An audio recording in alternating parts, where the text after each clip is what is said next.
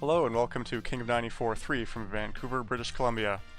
Thank you to the Canadian Brewhouse and Grill in Richmond for hosting our event. This is a re-recording of the original stream. I'm your post-host, Mizoma. I'll be adding some graphics and commentary to the recorded video. Here's a peek inside the venue where we're playing. You're watching the first video in this series, which covers the round robin of the Sega Genesis tournament. Part 2 will cover the elimination bracket leading up to crowning the Sega Genesis King of 94. That video has the original live commentary by Arda Okal, who is way better at this than I am. He's an Emmy-nominated broadcaster with ESPN, MSG Networks, and the WWE, among others, and look for him hosting the EA NHL 19 World Championships on the NHL Twitch TV channel. To whet your appetite, here are highlights from the second King of 94 tournament from Las Vegas in 2017. In the morning, I'm like, I need some Twitch. I need to watch Twitch right now. You know what I'd love to watch? Some NHL 94 on Twitch. I literally think that every morning. 30 seconds to go here. Oh no! Oh, my God! Oh no, Huge turn of events here as Pavel Bure is injured for the period. Tried for one time, not the right guy, but it's nice! 2 seconds left, can he kill the clock? Oh, probably at the ice. 5 seconds. Scores! What a goal! Oh, man, With 1 minute left to go in the third, it's tied at 4. I don't disagree with that. Left in the game. 3 seconds left in the game. And that's a hockey game, ladies and gentlemen. This is incredible. We are in the final game. The clock better for this. One goal. He's got that right ball. Jamil's won it on a play of his own net. Jamil is literally running around. He is running around the whole building here. The entire Vancouver crowd.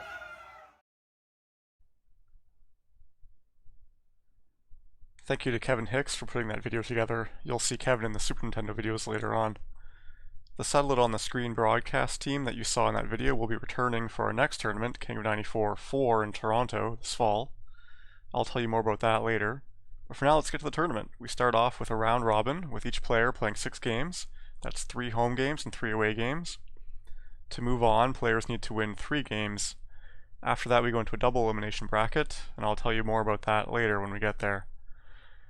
After this first game, I'll show you the bigger picture with all the participants and seedings.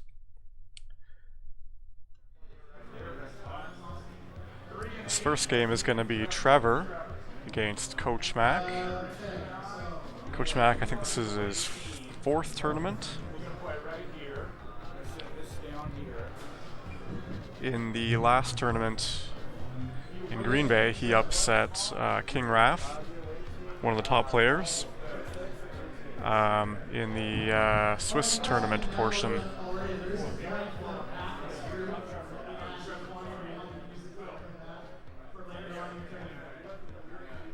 So it's Trevor on the left, Coach Mac on the right.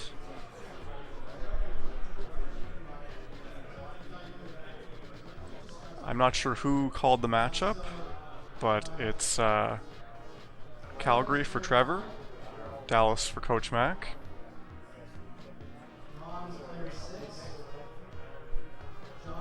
They're both in round robin group A. That's the same group that I'm going to be in, actually.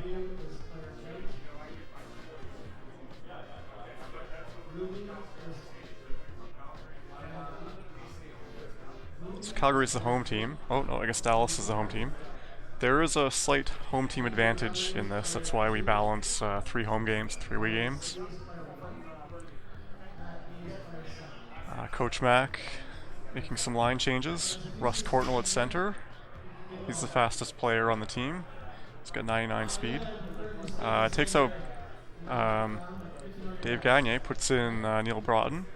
Neil Broughton he's a good checker in this game. Trevor keeps the default lineup. He's got Nieuwendyk at center. Some people would put Fleury at center because Fleury is one of the best checking players in the game, which is a bit counterintuitive, considering Fleury is, I guess, 5'6" in reality. But in the in the Sega game, there's actually a bug, so the weights are reversed for checking. so light players can check well. Heavy players are easy to knock down. Oh, we've got a pause for some reason. I think I heard they're going to start over.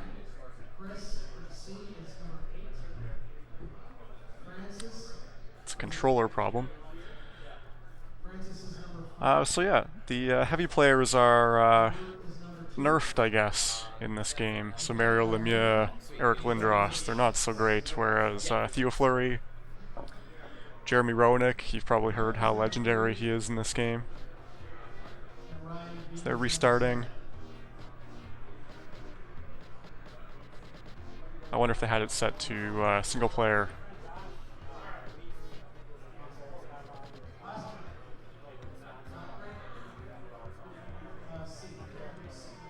So those same line changes again. Courtnall, Neil Broughton.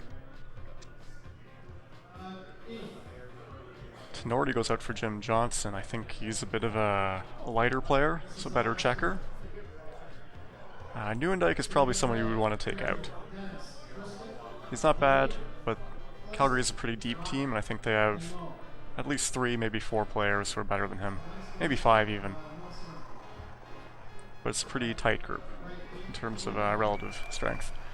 A goal right away from Modano with the slap shot. Modano has a very hard shot. It's not very accurate in this game. It's a, I think it's a 72 power. No, it's a 90 power. Tries it again. Oh, the rebound. Courtnall puts it in. Jim Johnson getting an assist.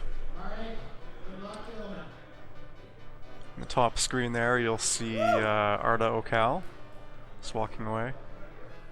That's me.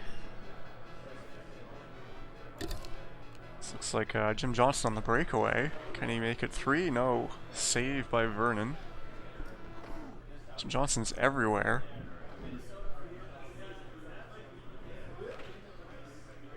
Another save by Vernon. He bobbled it. Gary Suter up the wing. Calgary has pretty good defensemen. They've got Gary Suter and Al McInnes, both some of the better defensemen in the game. Defensemen aren't too valuable in this game, though. So McInnes up the wing to Fleury, and Fleury with the goal.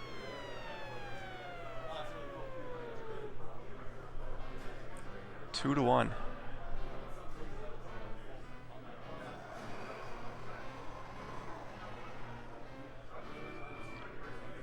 On defense, you probably want to be using Fleury because he's so good at checking. Here he is on offense. He's also really hard to knock over. So he's a great rushing player. Pass behind the net. Out of the zone, McInnes. A one-timer pass. Misses Gary Roberts. Slap shot doesn't work. Went right in the middle. Fleury on the breakaway. Saved. Almost pushed him into the net. John Casey passes it up. Dano shot. 2 saves by Vernon.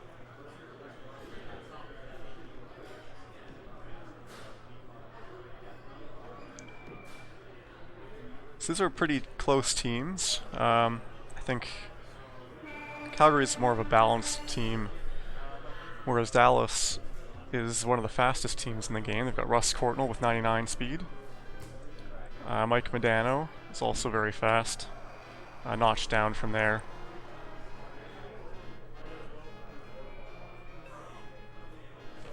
So if you can make use of their speed, they can be a very good team. The defensemen aren't very good. And the goalie is maybe a little bit worse than Vernon. Neither goalie is very good. But speed really wins in this game. So even though Calgary has better overall players, Dallas is a competitive team in this matchup. It's a big miss for Courtnall.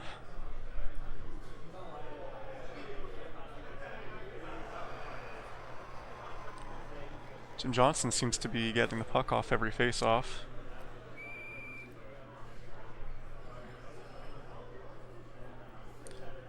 You may notice the face-off is from where the puck was was shot from. Back then, that was the NHL rule. You would do the face-off from where the puck went out. Nowadays, they just do it from one of the official face-off dots.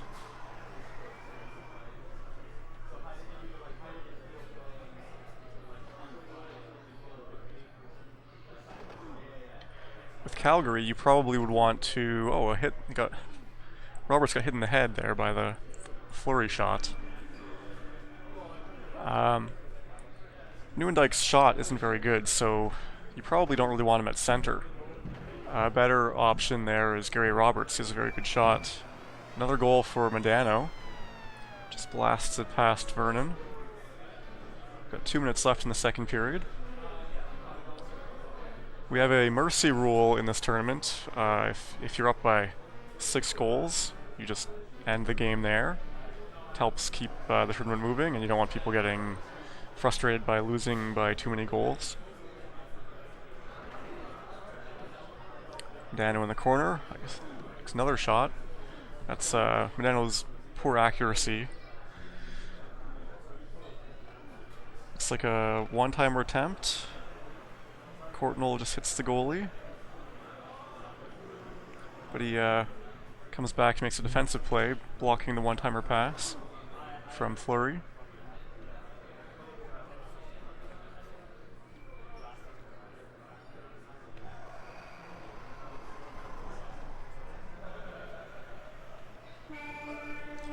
That's the second period. 3-1 Dallas. Coach Mack leading. In the background, it looks like Chris O on the right in red, and I think that's Sandy. Oh, let's get Daryl. Where's Daryl? I think he's playing game. Oh, he's playing game. Okay. Calgary cycling that gets interrupted. Broughton on the breakaway, puts it over the net. Dano circling, looking for another slap shot, I think. Yeah. Vernon stops it.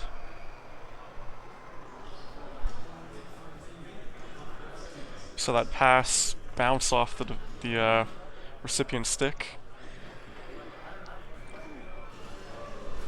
Something that can be advantageous is having a defenseman with good passing skills.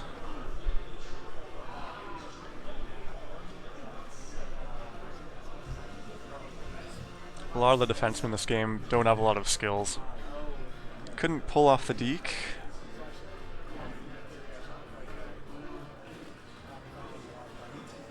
Jim Johnson again.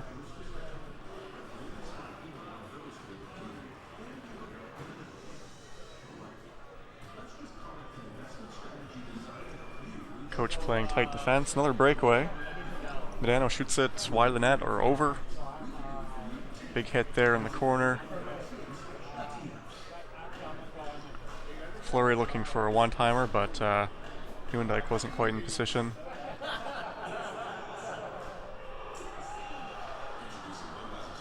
A kick save by Vernon. You don't see those much anymore.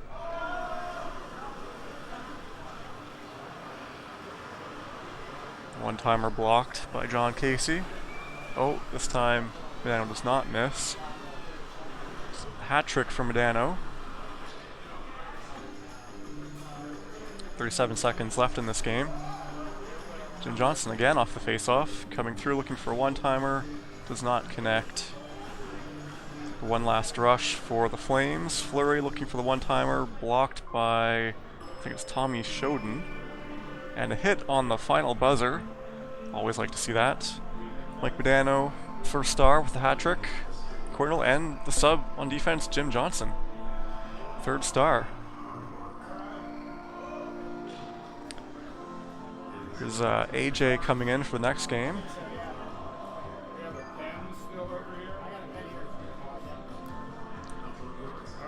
We'll take a break here and we'll look at the seedings. Here's the Sega Genesis field. Going into the tournament, my predictions would have been first place Angry J 93. The battle for second would be between Corbett KB and EA, Eric Vostel. Following that, could be any of Chris O'Rourke, myself, Michael Capewell, Jeremy Klausner, Probably Sean Young or Coach Mac. And after that, could be anyone. You see 12 new players from BC and 7 American players coming from as far away as El Segundo, California.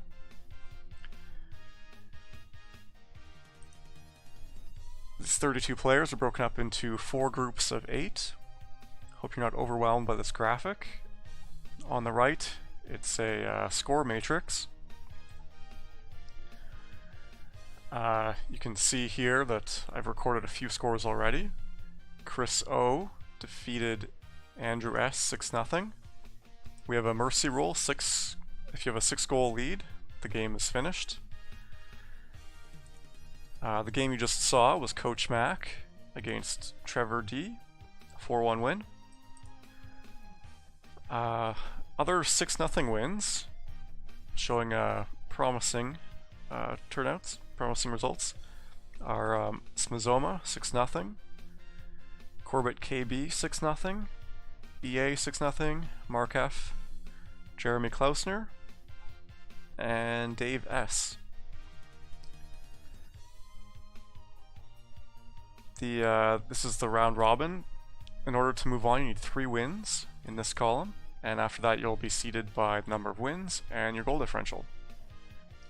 The next game we're going to watch is Angry J against Nicholas W. Angry J is the favorite for sure. So let's get to that game. Now for our second game. We've got Angry J 93 on the left, Nicholas on the right. Nicholas is the home team, so he would have picked the 2 teams. And Angry J would have picked from those 2 teams. I guess he prefers the Jets over Montreal. These are both not quite top tier teams, maybe in the around 5th best teams in the game. Gonna go for some line changes. Slaney at center for speed. Davidov taking off Steen. Davidov is another of those light players. Nicholas making some subs as well. Wouldn't usually put Leclerc on. Maybe he meant LeBeau.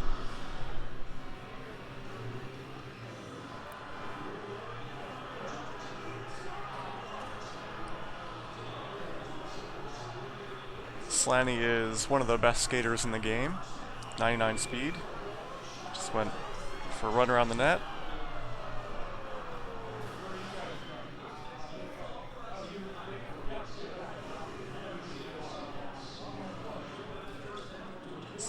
One-timer or just another walk across crease cut. It's Davidov. Oh, gets a penalty called. Mathieu Schneider.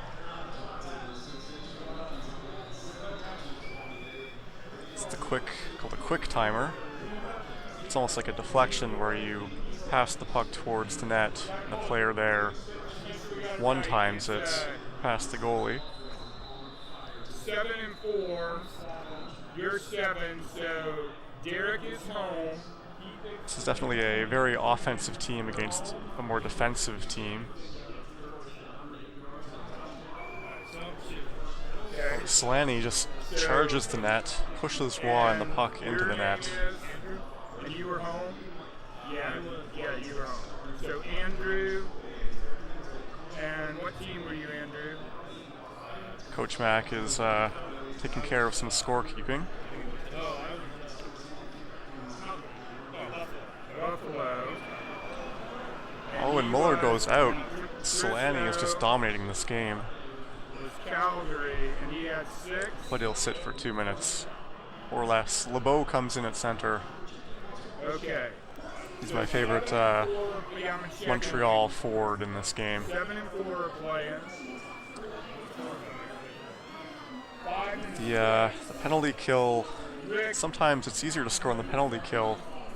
Your players, or I guess the other team doesn't play defense, so you can get really good scoring chances.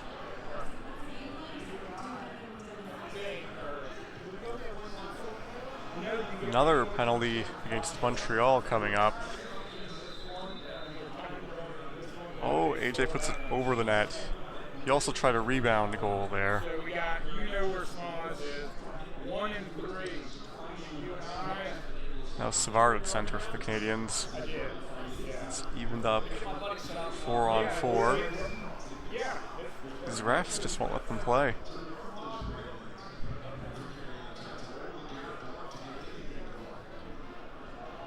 This has a 4-on-3 advantage here. Maybe he can get something going. It's into the corner. Some goaltending, manual goaltending there by AJ. And Housley making a rush, not quite pulling off the deke. Housley is a pretty unique player in this game. There aren't very many rushing defensemen. I think he has, I don't know if he has 99 speed or 80 something speed, but he's very fast. And a check after the whistle. Always check after the whistle.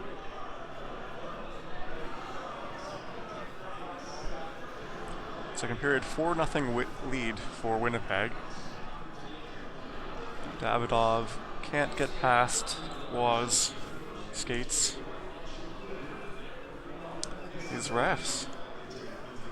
Admittedly, that was a. I'm not sure what that call was for. No instant replay available.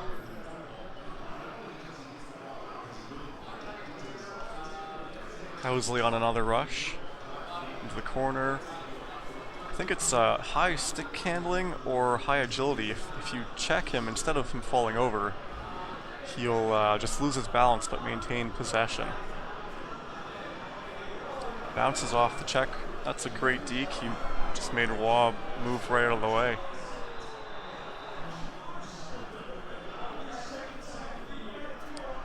Coming up on halfway through the game, but we're getting close to a mercy rule win.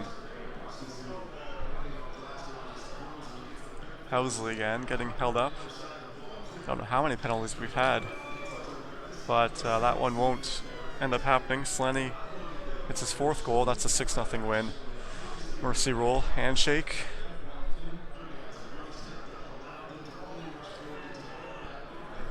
And we'll get to the next game. In this next game, Rick offers a Florida-Ottawa matchup.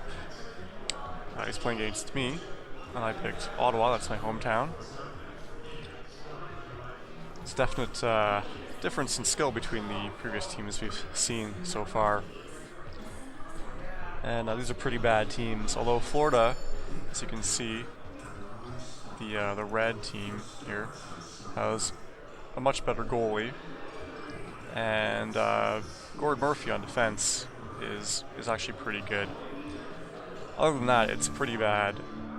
Ottawa, Norm McIver on defense is okay, but yeah, these are pretty bad teams.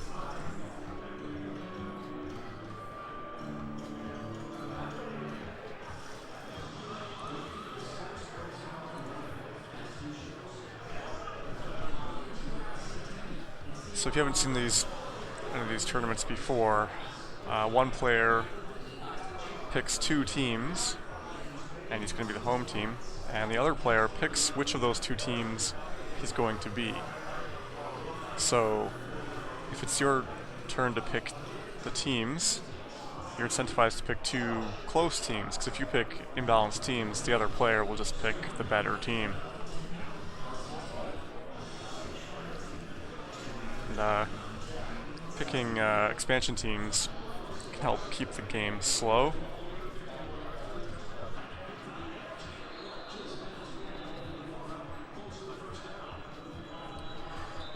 So as mentioned, Florida has a much better goaltender. I like Ottawa's scoring a little bit better than Florida's.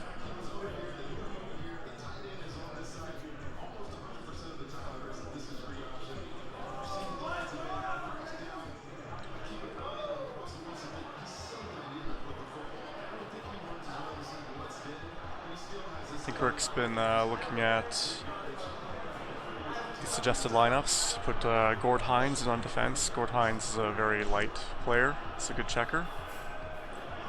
There's Dennis, Canadian Dennis, standing next to Rick. Thanks to Dennis for setting up a lot of the systems, a lot of the TVs, the day of the tournament. I put in Doug Smale. That's one of Angry Jay's picks for Ottawa.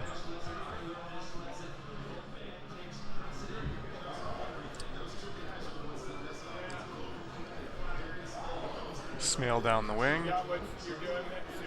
And a manual goalie save by Rick. Good save. And the pass across, Turgeon in great position for the one-timer. Not really. The winner could be over here. They don't usually make it that nice for you. Smale gets crushed into the boards there. It's a bit of a hold on, I think that's Murphy. And a hit. These expansion teams, one of the things you'll notice is they're really bad at passing, so a lot of passes will ding off the skates. Turgeon can't get the shot off. And a big hit behind the net by Lomakin. Lomakin is probably Florida's best forward. Skrudland gets taken down. Shaw up the wing looking for the one-timer. Jamie Baker can't beat Van Beesbroek.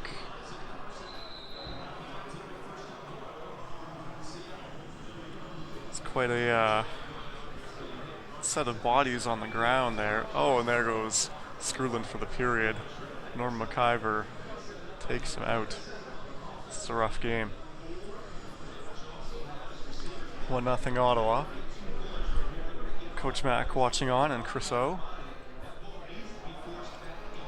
Skrudland can't beat, I think I left in Sidorkiewicz. It could be that the backup for Ottawa, Barthiaume, is marginally better, but they're basically the worst goalies in the game. Another big save for Van Beesbroek. Smale looking for opportunities, pass to Baker. Another save. Oh, it almost bounced in. Behind the net. Is this Smale? Smale taken out. 23 Lomakin. I think 28 is Murphy. And he would be a good player to rush with. He's probably the best player on the team.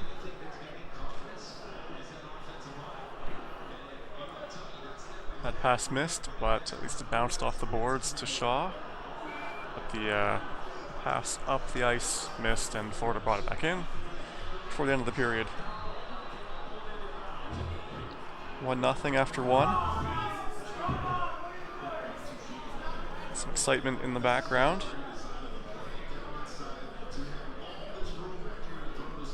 Shaw with interception, and then the counter interception. Skrudland taken out by Smale. Smale passes it off to Turgeon. Baker checks the goalie. Doesn't work very well. Now McIver going on a rush. I like McIver on this team. Baker gets taken out, and another player, 2 players taken out by Van Beesbroek. All right, well, I hear nothing on these headsets. Here's So Ardo Cal. I'm going to use them as a... So there's Rick M taking on Smaz. Smaz, one of our regulars in the NHL 94 community. Smaz, I assume you're the Senators?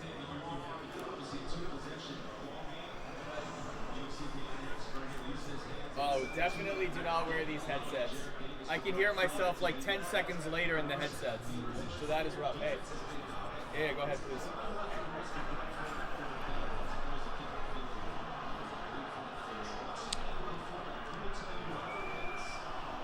Smale with the one-timer. So Arda will be back in the for the finals bracket. He'll call all those games.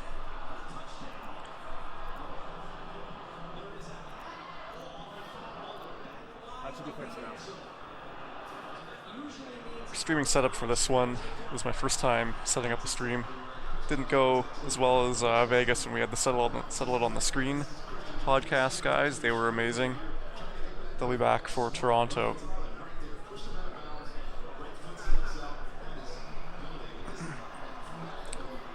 Screwland passes it off. Gets taken out though.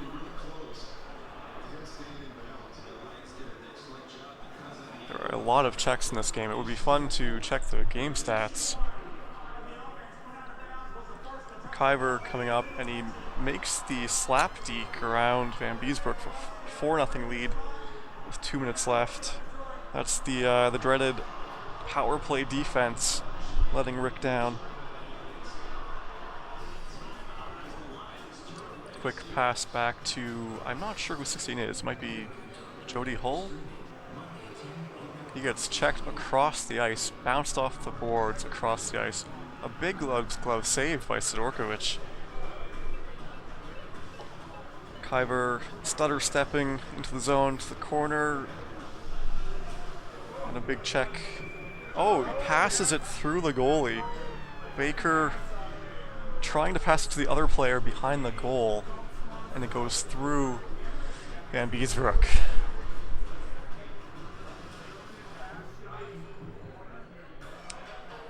Kyver, big save by Van Beesbroek, staving off the mercy rule. Lamakin stripped of the puck by Baker. He takes a pass shot at the end of the period. It's 5-0 going into the third period.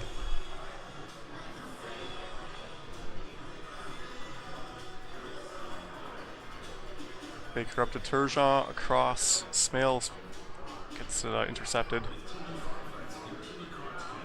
Back check, forces an off-angle shot. Turgeon around to the side. The one-timer to Baker, it's over. 6-0. Looks like we're going to get Coach Mack and Chris O after this. This will be a good game.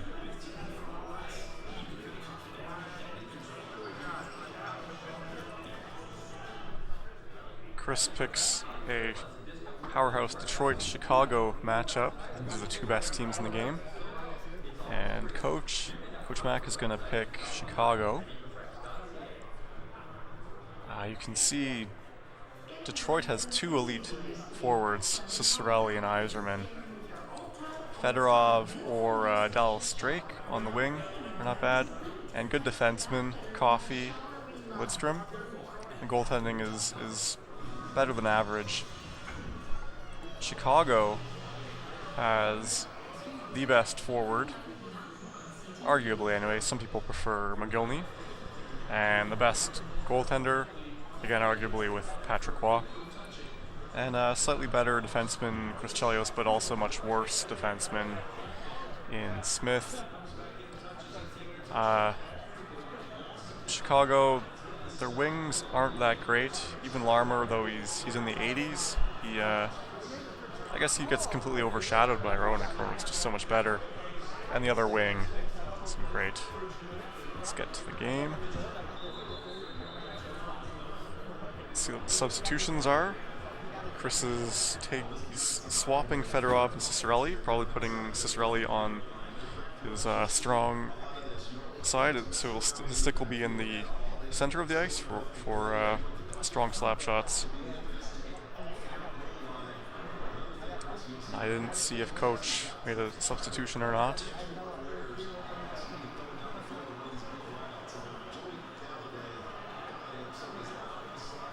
Belfour with the first save of the game. He's chasing up puck. I guess there's a penalty.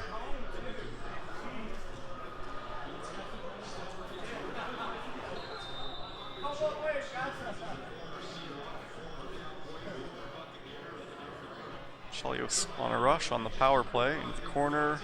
Can he find a one-timer? Hoping that Roenick's going to be there, but he wasn't there for the one-timer. Got an icing. Again, the old NHL rules where the face-offs are in random positions depending on where the puck was last touched. It's like 16 Goulet is kept in. Usually he might come out for Joe Murphy or I think Rutu. Larmer up the wing. Gets crushed going to the net. And breakaway pass to Cicerelli, but he misses it. He gets taken out. Which almost passed it into his own net there.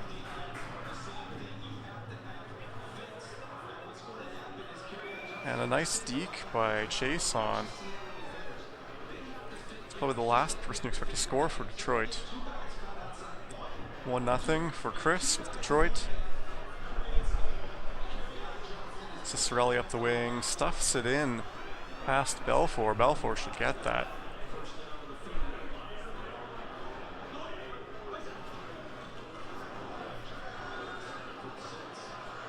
Roenick, slap shot, misses the corner, just hits Cheveldae in the face there. Oh, and Detroit pushes the goalie in. Belfour's having a rough game. Either wobbling the puck in or just getting shoved right in.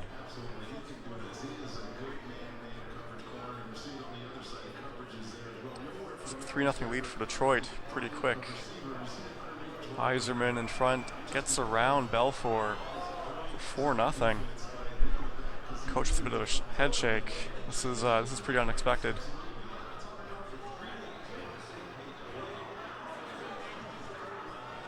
Belfour with a save.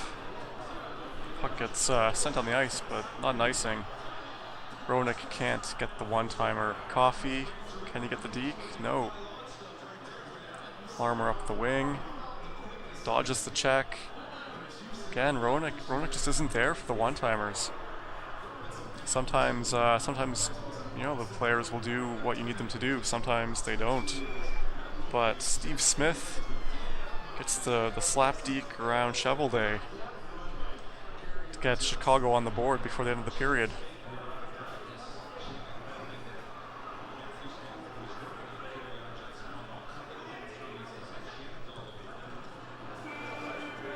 That's the end of the period. Coach takes out Goulet, puts in Rutu. More traditional lineup.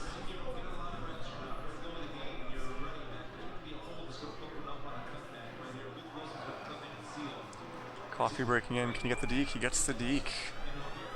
If you can score those dekes, you can go pretty far in this tournament.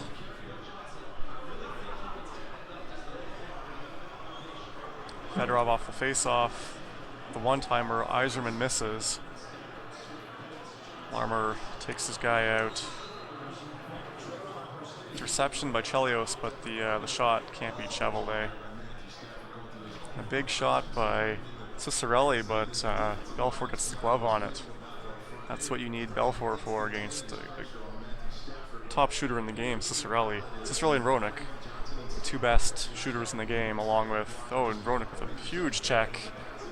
Can't get the walk across. There he gets it. Goalie goes down too early.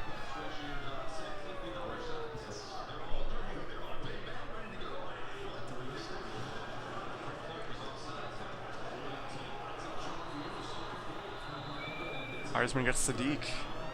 Chris really has those dekes down.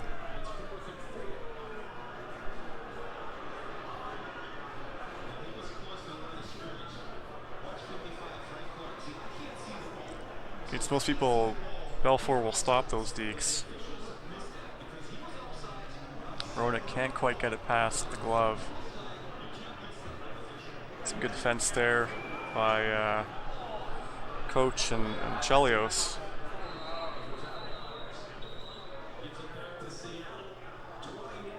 Chelios up the middle, bounces off the check, but gets taken down by a B check. And I think that might have even been a pass shot. That was really good.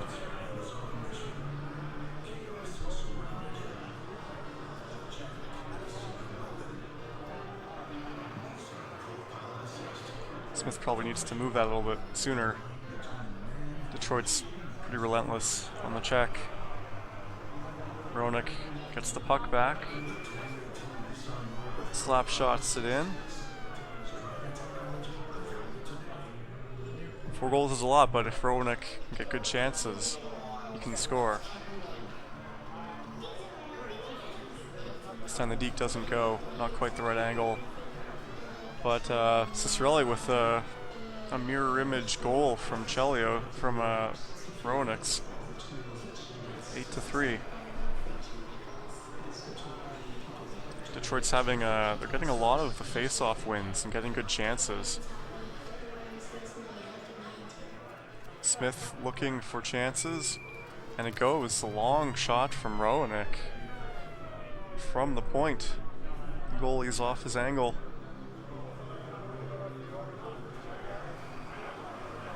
Yzerman breaks in. He gets knocked off the puck. Rucha taken down. A big check by Larmer. There's the one-timer, but it wasn't there. Saves. Oh, good saves by Belfour. Period ends 8-4. It's a lot of goals in 2 periods.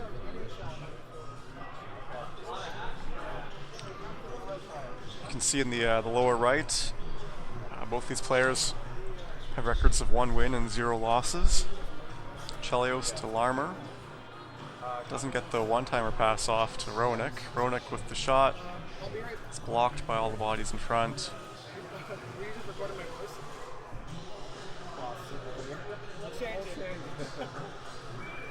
And an icing. Belfour with the puck. 4 minutes left here.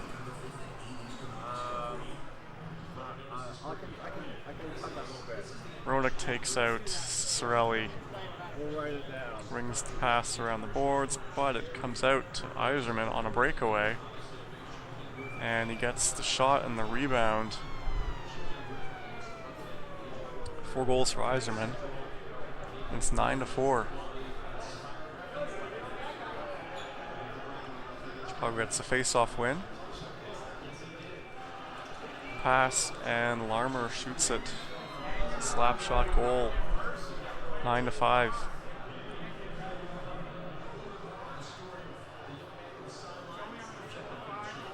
Rowanix gets in. Shot's blocked by his own player. That's been the story of the game for Chicago. Either Belfour gets shoved in the net.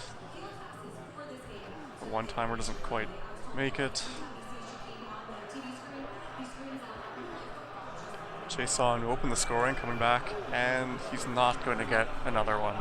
He is gone for the game.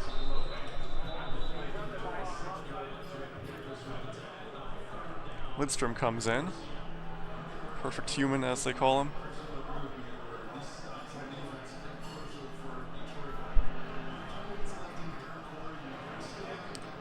Detroit in the power play for 2 minutes here, or less. Some checks, and Rutu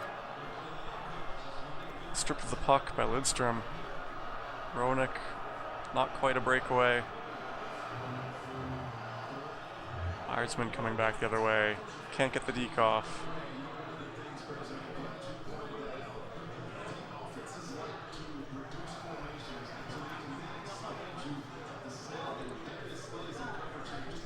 Yzerman, I think that's Craig Muni who took the top puck off Yzerman. Yzerman taken down by Rowanix. Can he get the shot off? Looked like the defenseman got a stick on that and deflected it into Chevelday's glove. And a one-timer pass. Yzerman with 5. Cicerelli, Chevelday with their first assists of the game. 22 seconds left here. Cicerelli trying for the deke. He gets taken down by a B-check by Coach and Chelios. And 2 seconds left. Shot a little bit off. Handshakes, this game is pretty much over. And Rowanix, second star. Yzerman first, Cicerelli third. We'll take a look at the standings matrix. We've got a couple upsets marked in orange. Derek A beat me 5-3, and Leif Erikson beat Matt B. Let's see who's got 2 wins, no losses at this point. Crusoe and Sandy. Corbett KB, Leif Erikson, and Ruby B. EA and Quetzalcoatlus, Francis. Angry J, perfect 2-0 with a 12 goal differential. And Dave S and Tristan L also 2-0. The next game we're going to look at is Trevor D and Rick M. Both players are 0-1 at this point, so looking to get back to 500. The matchup's going to be Trevor with the LA Kings against Rick with the Buffalo Sabres. It's a little bit of a mismatch in the teams. Buffalo has McGillney and Fuhrer, who greatly outmatch any of LA's forwards, and especially their goalie, Kelly Rudy. The line changes. Rick's looking up the line changes. I think he'll put McGillney at center.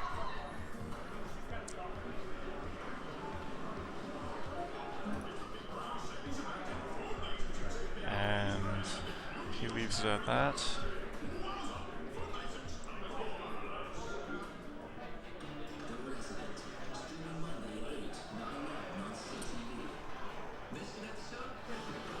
So Buffalo is in the top 3 teams. LA is a bit more of a middle team. That they have some good players, but the goalie's pretty weak. They don't have great defense. Jitnik's decent. They have Wayne Gretzky, but his shot is very weak in this game, so he's not really a scorer. You need to play him on the wing typically and look for one-timer passes to Luc Robitaille and Thomas Sandstrom, who have very good shots.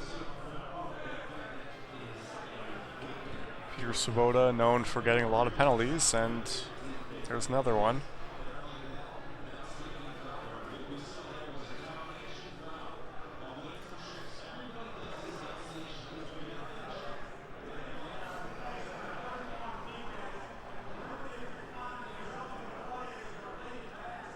LaFontaine looking for the one-timer, intercepted by Marty. No, it's Rob Blake. It's Gretzky. The one-timer doesn't get off. Robitaille passes it, but goes around to Gretzky. Gets knocked over. LA with some good cycling of the puck. You can see how fast McGillney is. McGillney is the best skater in the game. He's the only player with 99 speed and 99 agility. I think on these two teams, Gretzky has 99 agility, but only 72 speed. Here's Gretzky, shadowed by McGillney. Cycling, but there's no one to pass to because Gretzky's at center. It's a one-timer off. A nice deke by McGillney.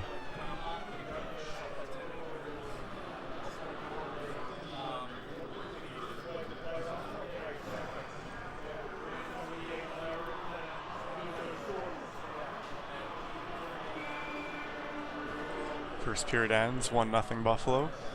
Rick leading.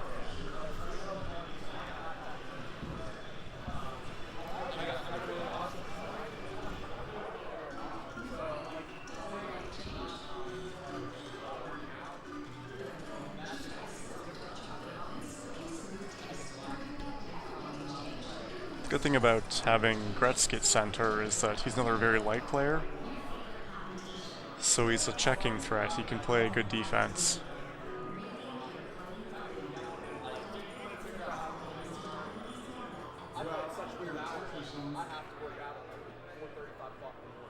Here's Svoboda on the breakaway. One-timer pass goes to the wrong player. King is coming out of the zone. Gretzky circling, looking for a pass, but he hits it off the back of Robitaille's skate. And a nice fadeaway shot by Hawerchuk. Hawerchuk, not known as a shooter in this game. I think He has about a 40 shot power, 50 shot accuracy.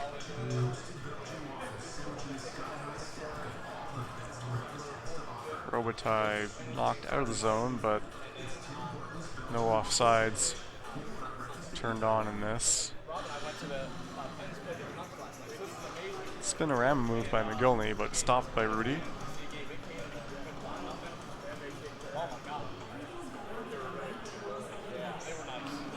Couldn't get the deke to go for Rob Blake. McGillney avoids the hook.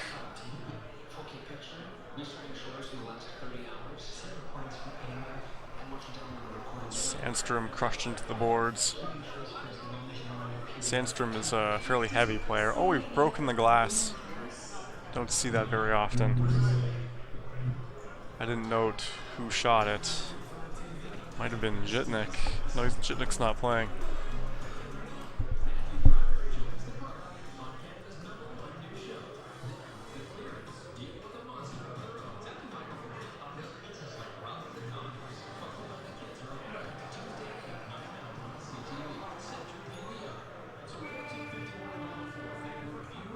That's 2 periods and 2 goals for Rick.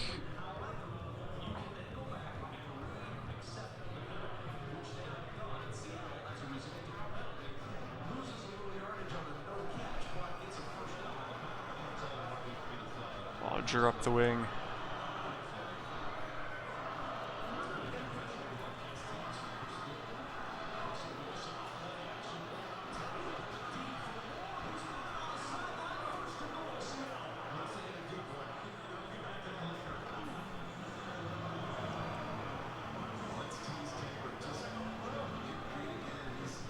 Buffalo's getting the puck back a lot, getting extra shots on the possession.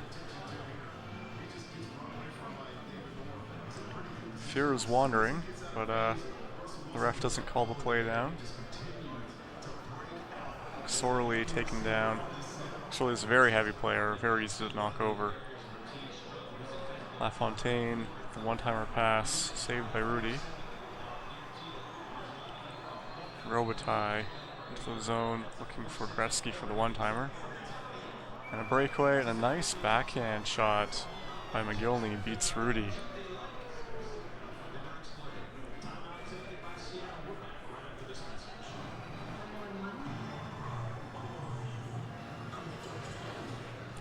Penalty coming up to Buffalo. We'll see if the power play defense causes problems for Buffalo, or for LA rather. And yep, it's another. We've seen quite a few penalty kill goals, shorthanded goals. 4-0 Buffalo. 2 minutes to go. LaFontaine into the corner, and that's Howardchuk with 2 goals. Slides it under Rudy's leg.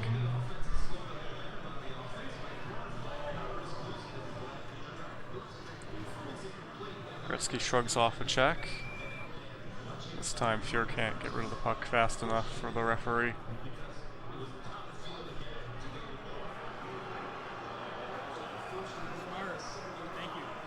Yeah.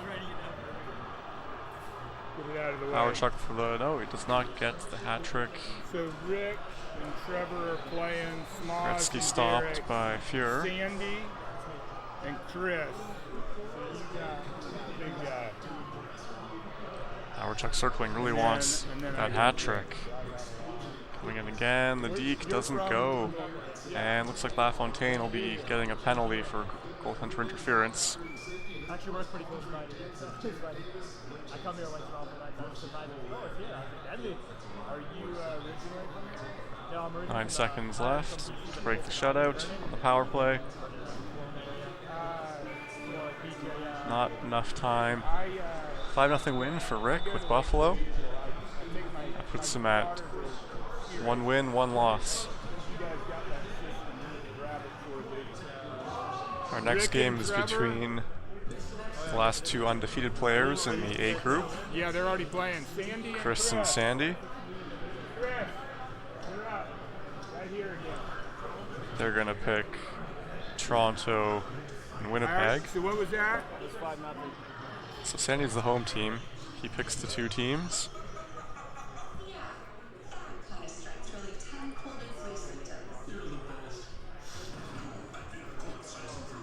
Toronto Winnipeg is, I think most people would say it's a mismatch, but looking at the radar chart, they look pretty similar, other than Housley being a much better player than Ellett.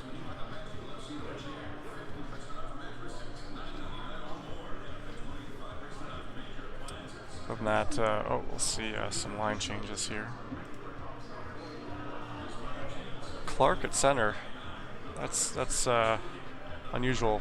So he'll be looking for one-timers. How you doing so far? No changes for Sandy for Winnipeg.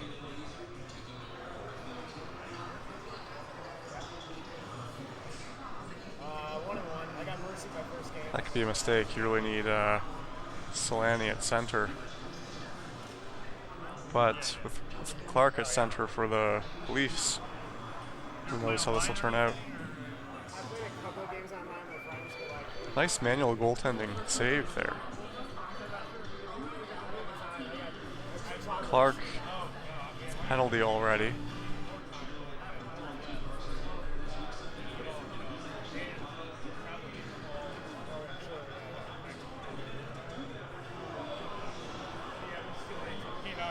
It's too bad there's no fighting in NHL 94. Looks like us kids were punching each other or something, according to that movie.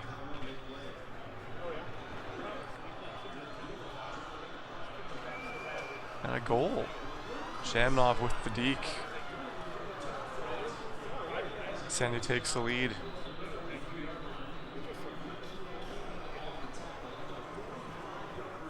Shamnov's a fairly heavy player, so easier to knock over. Gilmore with the one-timer to Clark. 1-1. These are two very good players.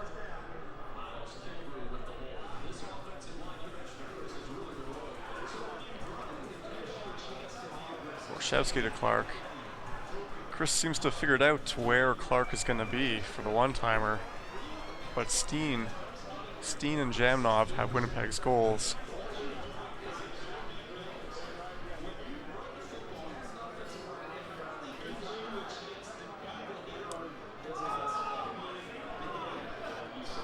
Gilmore got held up, couldn't get the one-timer pass to Clark, but it's to Clark, and then Ellett sitting there by the goaltender for the one-timer. Not sure if that was planned.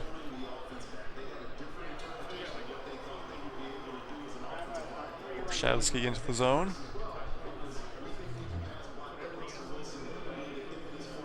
It's Housley.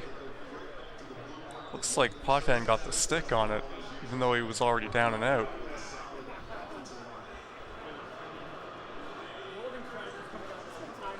Back pass to the goaltender.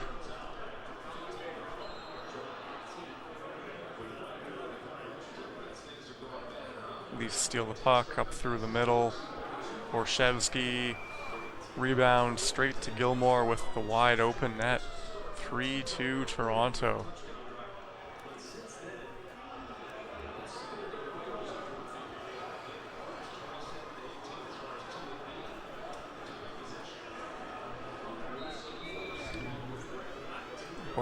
Rouse threads the needle to Borshevsky. 4-2 Toronto. Still in the first period.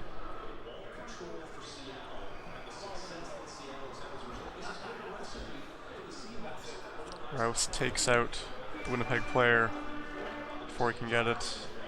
Period ends 4-2. Chris leading.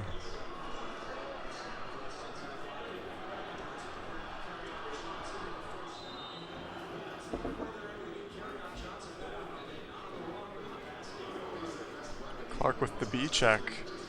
Steal the puck back. Gilmore back to Clark. Saved by Essenza.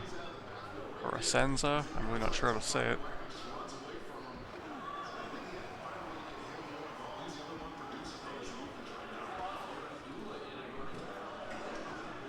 Clark in the corner taken out by Teppo Numminen. And is that Rouse? I think it's Rouse. Number 3.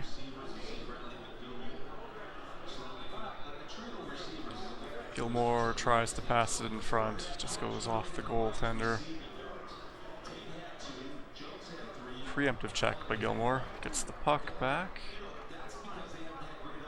Trouble getting the passing out of the zone for Toronto. Potvin manages it, but they can't actually receive the pass. It's chances like that where you really want Solani at center for Winnipeg.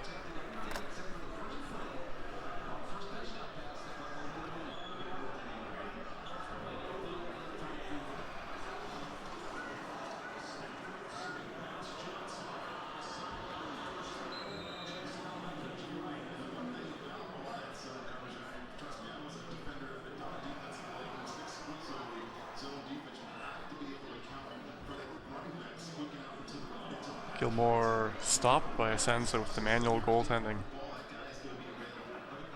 Deke doesn't go. This could be quite a different game if Solani were at center.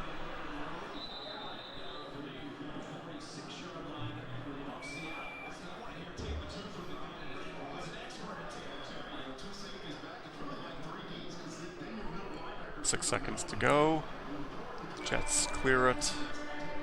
4-2 Toronto. I don't think we had a goal in that period.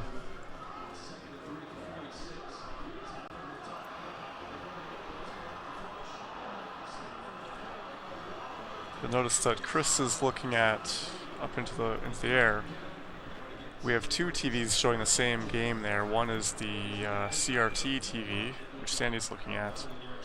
The other, we have a penalty shot. Gilmore. Manual goaltending.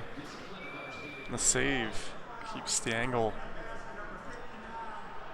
There's a wall-mounted LCD TV, which some people prefer to look at that one. Some people like the CRT. Clark with his second one-timer from that same spot. 5-2 Toronto. Borshevsky just misses Gilmore. Gilmore gets crushed by Solani.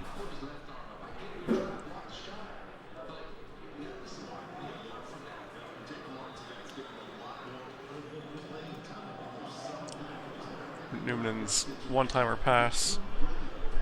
Steen's shot, or Genmov's shot, not quite enough to get past Potvin. Clark gets it done. Another Clark from Borshevsky goal.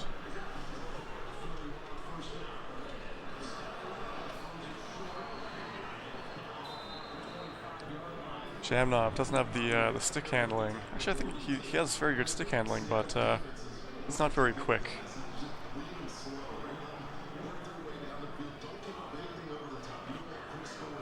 Nice save by Chris. Gilmore in alone. He manages to get the deke. May have had a bit of an assist by Newman and helping the angle, pushing him over to the right side of the screen. Steen taken down, can't get to the net. One-timer from outside of the zone. An offside play, but we don't play with that. Steen just got a penalty. There's a hook on Clark, another hold on Borshevsky. Referees don't call too many penalties. They got Steen.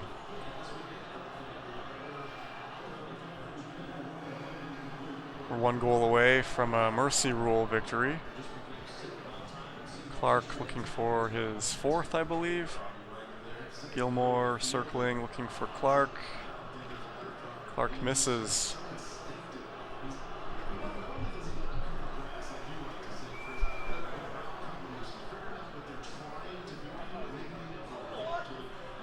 Keith Kachuk. Oh, that was a penalty shot and a penalty.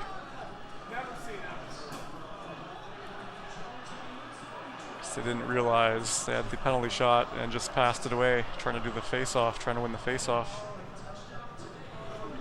Can't quite get the deke to go. Potvin stops it. And the dive by Asenza. Borshevsky, first star. He had 4 assists, I think. Our next game is a Group D matchup between Brian and Canadian Dennis. Dennis is the home team and called an Edmonton New York Rangers matchup. Brian chose the Oilers. Looking at the radar chart, Edmonton has very strong centerman, Peter Klima, and also Bill Ranford in net is pretty good. However, the Rangers are almost a wholly better team, other than Richter being a bit weaker than Ranford.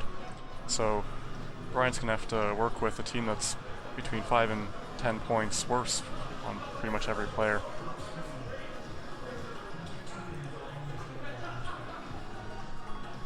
Both players have 0 wins and 1 loss right now. You can see the group standings up in the top right. The yellow game is the game we're currently playing. Dennis is looking at lineup changes. He'll probably put Gartner at center. Gartner being maybe a top 15 player in the game. Will Brian make any adjustments? With Edmonton, you usually want to put Klima at center because he's a very fast player and has a very good shot. He's got him on the right wing though. Klima gets a chance right away. Dennis with the manual goalie save with Richter. Actually, this might be Van Beesbrook. No, it'll be Richter. The Rangers have 2 good goalies, Richter and Van Beesbrook. Doug Waite through the middle. Tries for the slap shot walk across, and the one-timer fails as well. Sometimes the puck just doesn't go where you want it to go.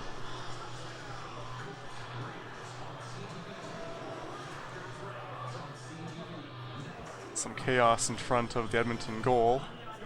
Manson passes it at Ranford. The Oilers just don't seem to be having any good puck luck right now.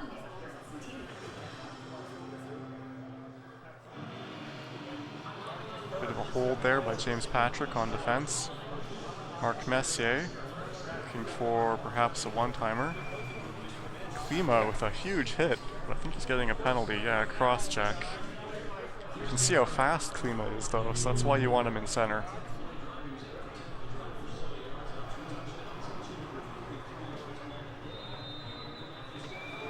Gartner gets Ranford down and just slaps it in.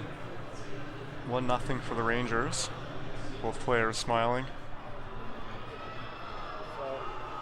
Because we're trying 3 systems between 2 groups, we're trying to make them, Caught up. yeah, they're a little bit behind. I'm fine with that. This is I got Leach, the shot. Another penalty for the Oilers. Slashing for Dave Manson. Penalties are pretty random in this game, unfortunately. You can turn them off, but then some of the checking moves don't work. Also, you can hole a lot. Leach making his way to the net. Leach is another of the better defensemen in the game. Not quite as good as Phil Housley on the Winnipeg Jets, though. Satikkanen, another fast player, couldn't get the deke to go though.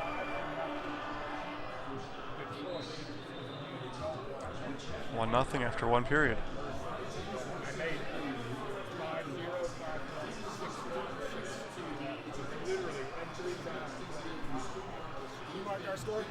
I did. Yeah. Ranford goes down early again. Tikkanen just chucks it in the net. You got dress.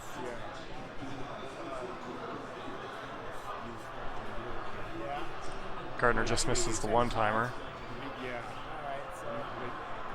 Gartner has one of the harder shots in the game. It's a little bit inaccurate though.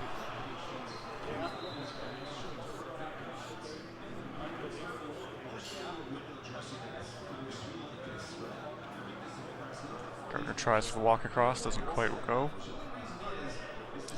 Klima up the wing. No one there for the one-timer. Leach again, picking up the loose puck.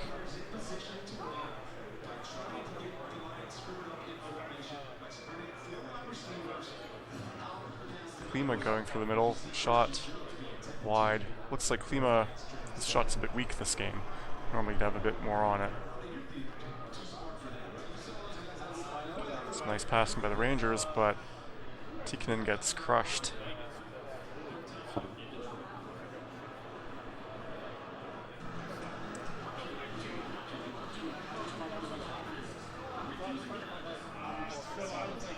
Edmonton on a breakaway. Can the deke work? He gets the deke to go. Doug Waite brings Edmonton back to within one.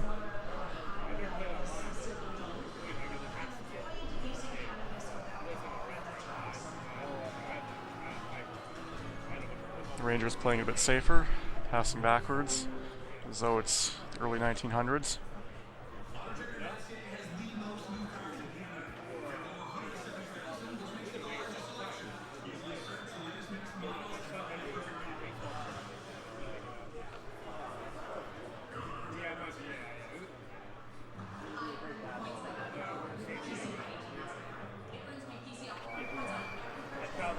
This time Ranford stays up, but the shot's just too much for him. Gartner with his second goal of the game, 3-1 for the Rangers. Bit of a crowd watching. You can see a Roenick jersey there. That is Eric Vostel, also known as EA. One of the top contenders in this tournament. Heading into the third period, Dennis and the Rangers have a 3-1 lead.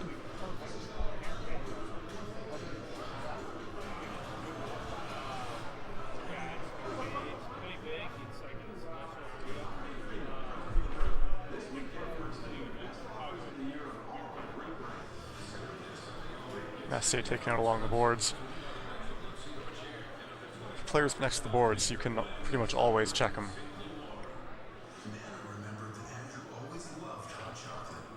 Nice manual save by Dennis and Richter. As Brian tries to get him to go down and put it in the empty net.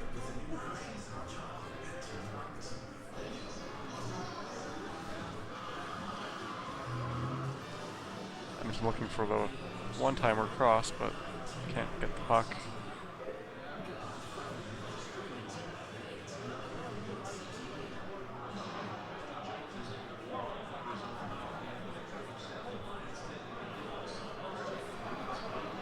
Waite crushed by Esa Tikkanen in front of the net, trying to get a shot off. Tikkanen one-timer does not go. I'm not sure who 12 is, maybe Adam Graves. If he scores here, we'll find out. He does not. Leach can't quite get it around Ranford. Gets it back again.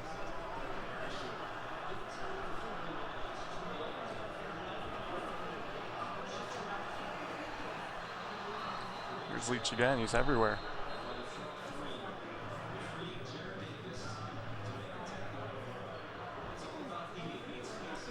Waite bobbles the puck. Rangers another breakout. 1 minute left for Brian to score 2 goals. A big hit along the boards is going to draw a penalty. A trip apparently. Tripped him face first into the boards.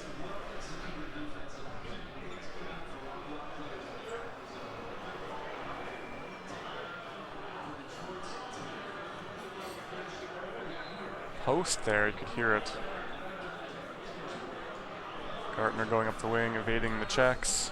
Can he get a shot? No shot. 8 seconds left. Tikkanen misses the net. And a one-timer after the whistle. Gartner the first star. Dennis is now 1-1. Brian 0-2.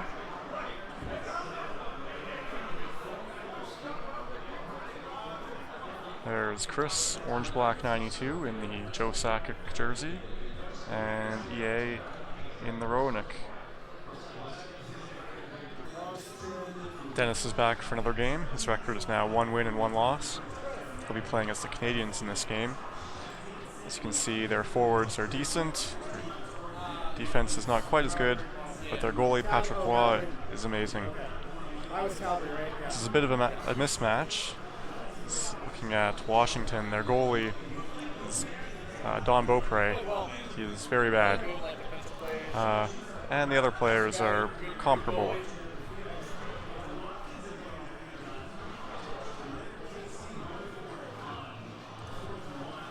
We'll be playing against Mo, aka Highlight Reel Khalil. He really needs a win here. His record is 0 wins and 2 losses. If he loses this one, he'll need to win his 3 remaining games in order to move on.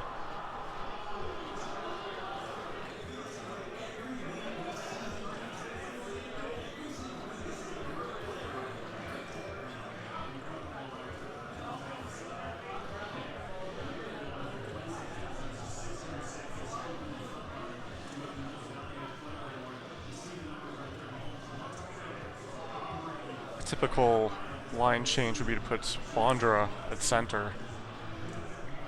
He's the fastest player on the team. He's got 99 speed. Usually that's the kind of guy you want at the center position for breakaways. However, Dmitry Kristich does have a 72 shot power, 99 shot accuracy shot, so having him at center wouldn't be bad either. I lost EA.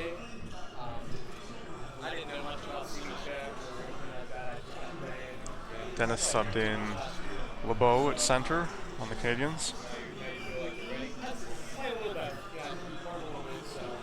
An early breakaway for Peter Bondra. Penalty shot, rather. And Patrick Roy makes a simple little save. However, the referee does not call the play, and the next shot is just a simple save for Patrick Roy.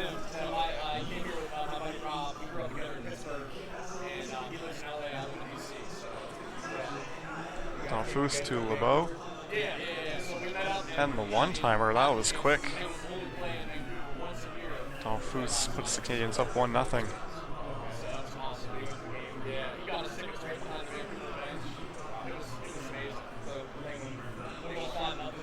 It can be tough to pick your lineup on Montreal because they have 3 or 4 defensemen who are all not bad, not great, but acceptable. And it's similar on forward, where, there's another one-timer, this time LeBeau, from Donfus.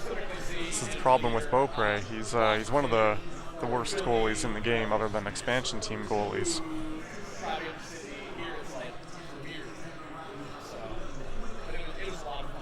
Nice hit there.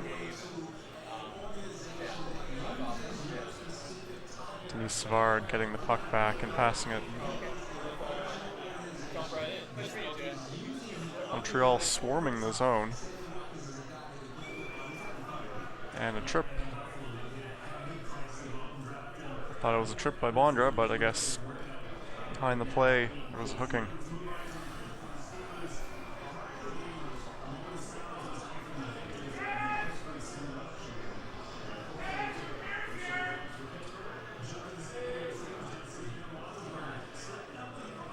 Montreal cycling the puck behind the net. Denis Savard gets taken down. 8 is Kristich. He misses the net with his 99 accuracy.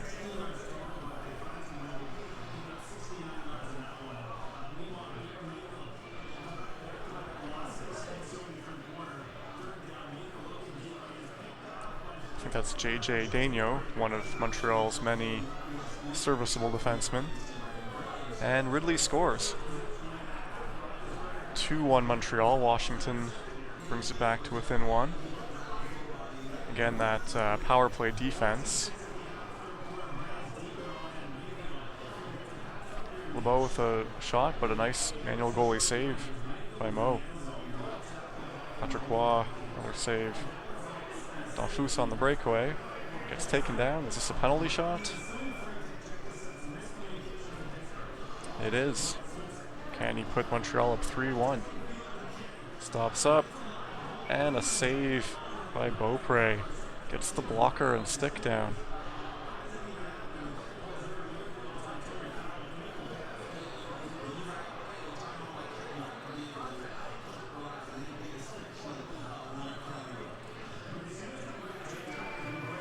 almost a rebound goal.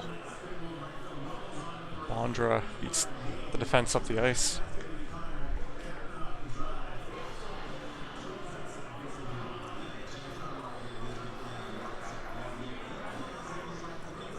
Bondra circling in the corner, looking for the one-timer. Kristich can't beat Roy.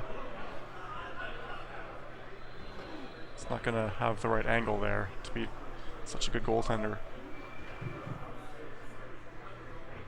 Alrighty guys, it is time to do our first draw of the day. Winner of this draw is going to be qualified for end of season giveaway, which is a Trevor 2 for the 2019-2020 season opener of the Winner's Choice. Oh, long pass shot. Not sure that was intentional. Almost worked though. Those can beat the goalie through the 5-hole.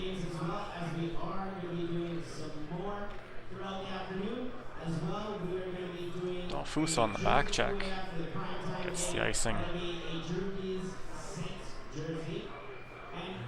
you again for everyone for traveling down from the States across Canada to visit us for this awesome NHL 94 tournament. We're going to ton of prizes to give away throughout the afternoon here once we get into the finals of the round robin. And then last but not least, guys, we got a $4.99 paper and razor hands.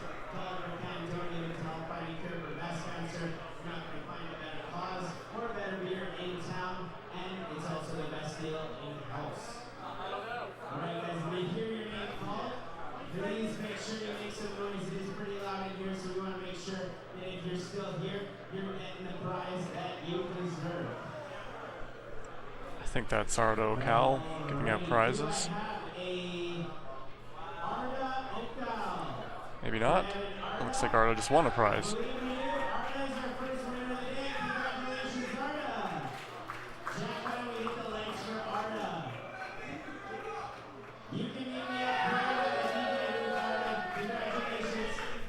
The brew house had these lights in the ceiling. They're pretty nice. Ridley ties the game up 2-2 near the end of the second period.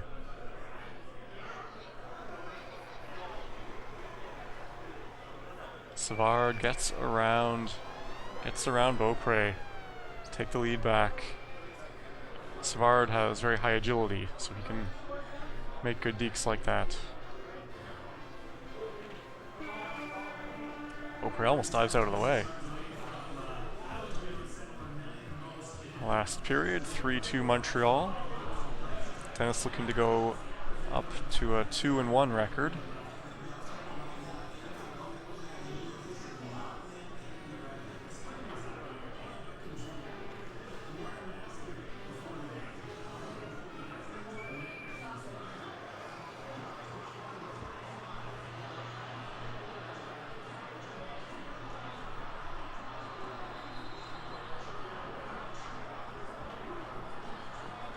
Now it's Washington swarming, but they lose the puck.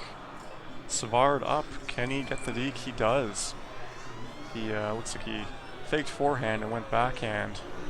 Beaupre went down, but just couldn't cover enough of the net.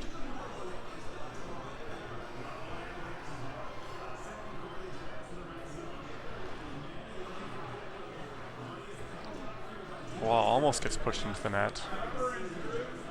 Donfus looking for the one-timer. Goes to Savard on the wing.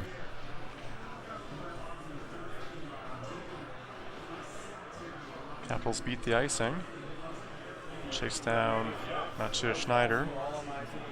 He gets away. Lebeau in, cannot get the deke around Beaupre.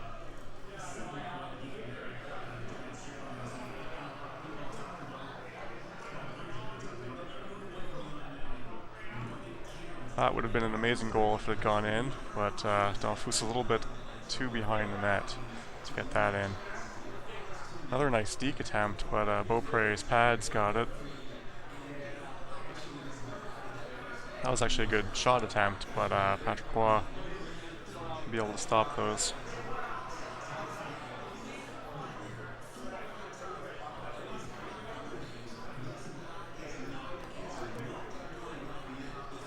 Just over 1 minute left. Beaupre on the break. Cannot quite get the deke around Patrick Roy.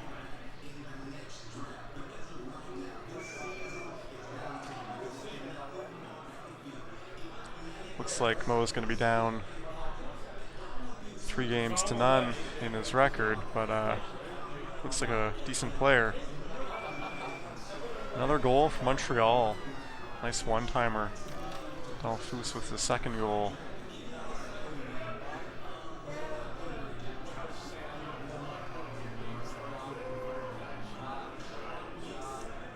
Nice manual save there. 10 seconds left. Iafredi or Hatcher up the wing. It's over. 5-2 Montreal.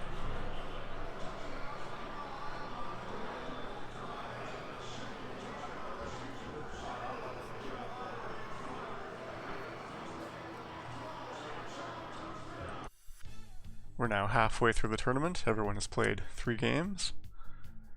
The top seed so far is from Group D, Angry J. 3 wins, no losses, only 1 goal against. Every game's been a mercy game. After that, from Group B, Corbett KB with a goal differential of 17. From Group A, Chris O, goal differential of 16. And from Group C, EA with a goal differential of 15. Up next is Rick against Chris. Rick has 1 win, Chris has 3. This matchup is going to be Flames against the Bruins. The Bruins would typically be considered the better team, but they're pretty close. Bruins have the best defense pairing in the game, Sweeney and Bork. Calgary's defense is also pretty good, Gary Suter, Al McInnes.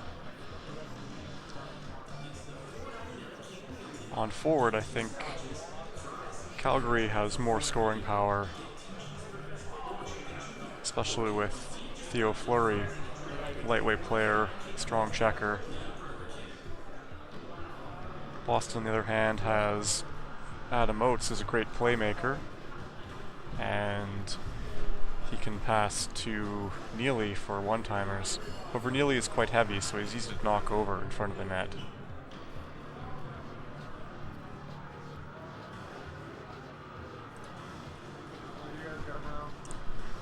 These are interesting teams for substitutions on the forward lines.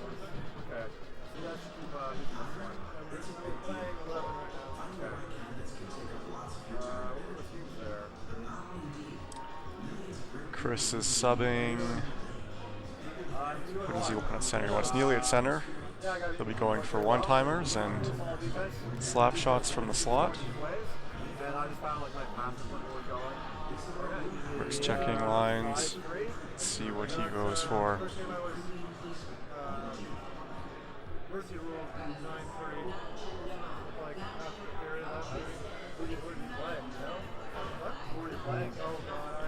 He's got Roberts at center, also for one-timers and big shots. Makarov is a playmaker. Not a great shot, but good passing, good stick handling, good skating.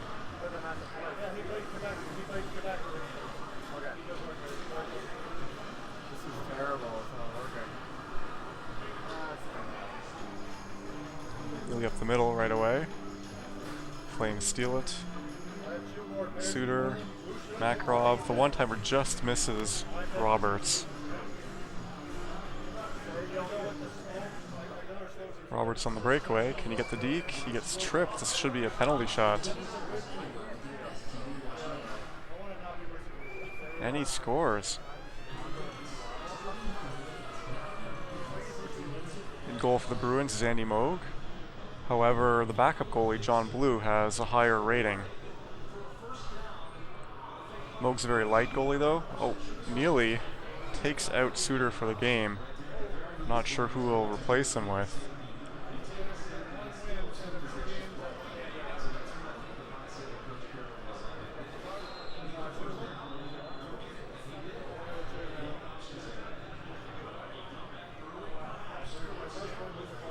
I think Petit or Musil would be the good choices here.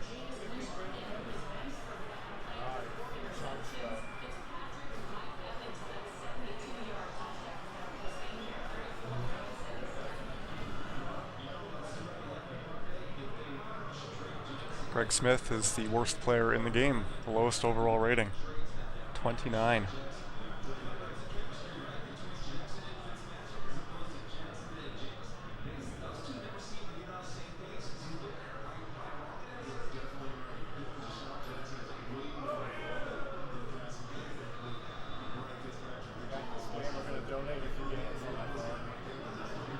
Well, we see another penalty kill goal.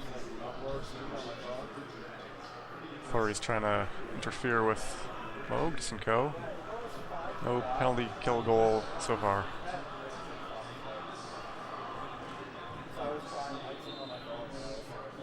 Juno around, and the one-timer to Rzichka. And again, it's another shorthanded goal. Tied up 1-1. Bork's now out for the period. He'll be gone for 3 minutes 13.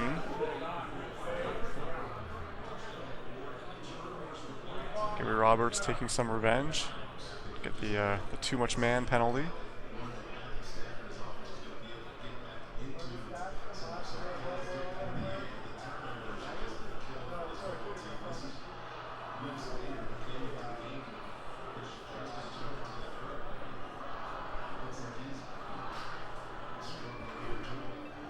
Juno shrugging off 2 checks. And it's a penalty shot.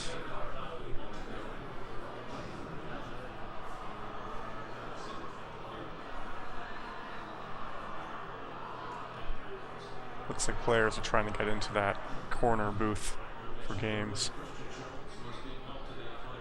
Juno dipping and diving.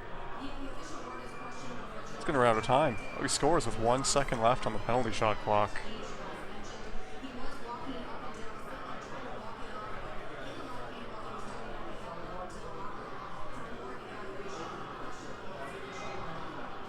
It was a good deke attempt, but Moog got it.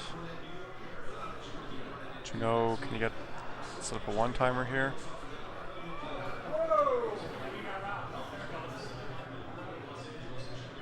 Rzichka looking for an opening, loses the puck. Fleury on the breakaway, gets the deke. All tied up at 2.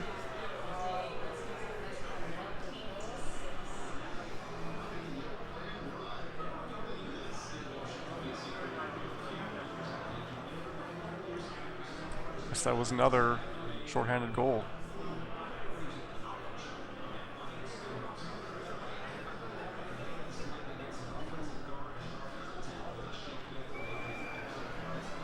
Nice goal there. Pass from the blue line to Oates near the face-off dot. Gets it past Mike Vernon.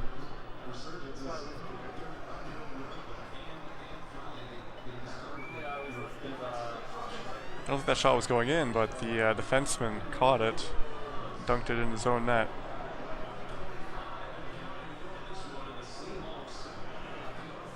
Makarov up the wing. Can you get a one-timer to Gary Roberts? No. Bruins almost got a breakaway out of that. No one seems to want the puck. Gary Roberts' shot is blocked. Neely fires one wide of the net, and the first period is over. 4-2 lead for Boston.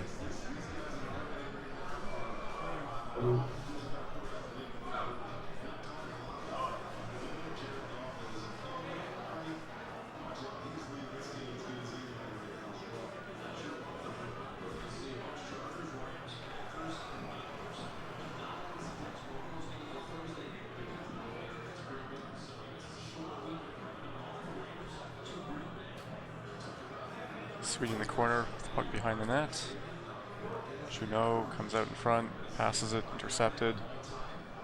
Flames on the rush. Can't get the one-timer pass off.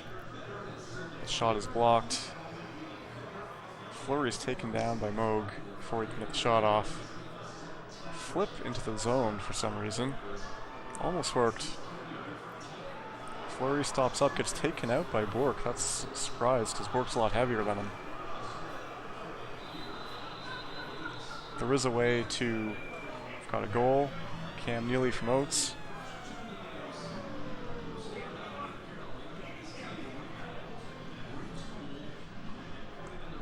I'm not sure if this was the season or the season after Cam Neely's 50 goals in 50 games unofficial mark. He missed too many games from the start of the season for it to count as 50-50 officially. Neely in, the shot goes in.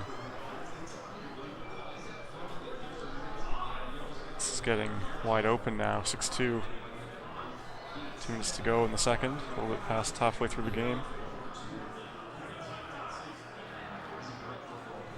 Shot to the face.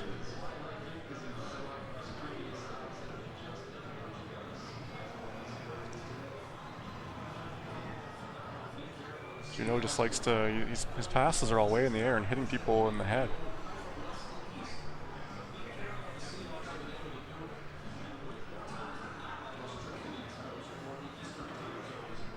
It's a 2-on-0 break, Juno, can you get the deke? Nice save by Rick.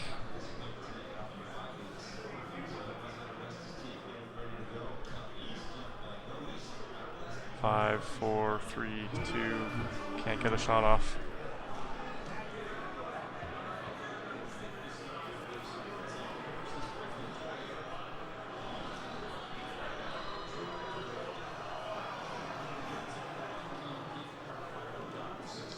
Nearly tries for another slap shot, that one misses.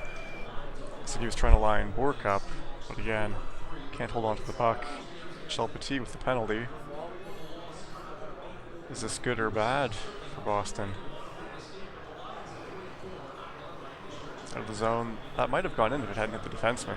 The goalie looked like he was off his angle.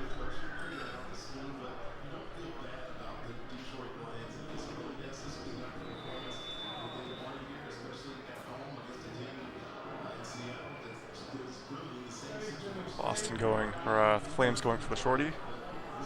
Passes it back to the wrong team. So you can't really count on your team to follow you because the AI is thinking defensively.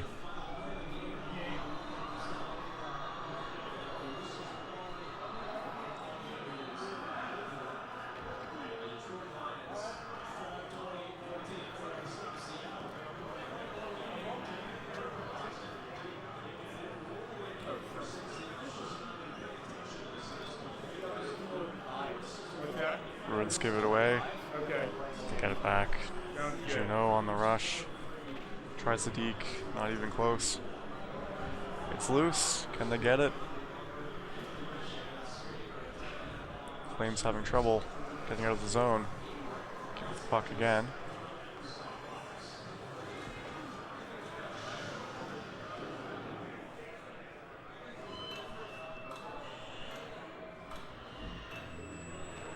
Juno with the pass. Neely completes the hat trick. It's 7-2 Boston. It's just over a minute to go.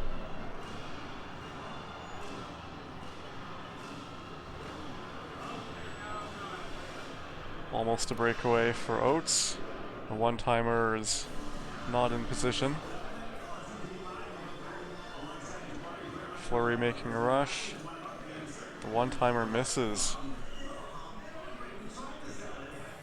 Another save by Moog.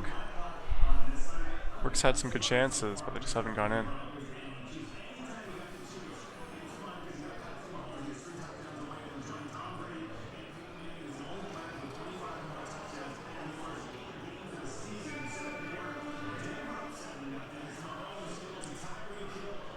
Joe Juno, first star, Neely and Oates. That gives Chris a 4-0 record.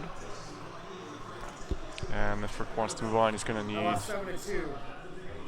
need 2 more wins in his next 2 games. Up next, highlight reel Khalil, aka Mo. It's the St. Louis Blues against AJ Anchor J93 as the Kings. Mo called the matchup. AJ took the Kings. I think that's one of his favorite teams. Neither team really has a dominant centerman, but they have a lot of good shooting players. Brett Hull, Thomas Sandstrom, Luke Robitaille. The Kings, of course, have Wayne Gretzky, great passer, also good checker in this game. The Kings' weakness is really their goaltending. Kelly Rudy. Blues, on the other hand, have one of the stronger goalies, Curtis Joseph.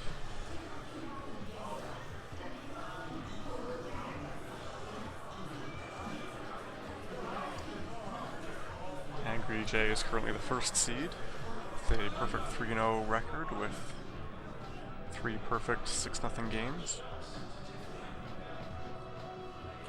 Mo is currently at 0-3 record His goal differential is -7, which isn't that bad.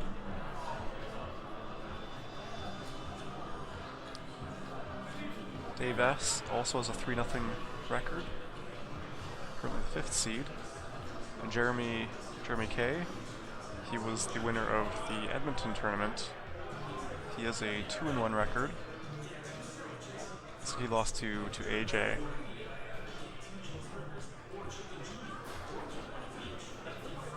With night, it was a 6-0 win and a 9-3 win over Canadian Dennis. Smo's currently at a record of 0-3, so really needs a win here.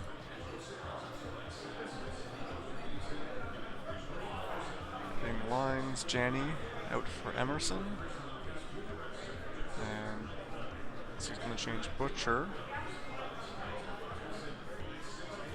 It's in Quintal. I guess he didn't like Butcher's aggressiveness. AJ in Jitnik. Sandstrom at center, Gretzky on the wing, and speedster Tony Granato on the other wing.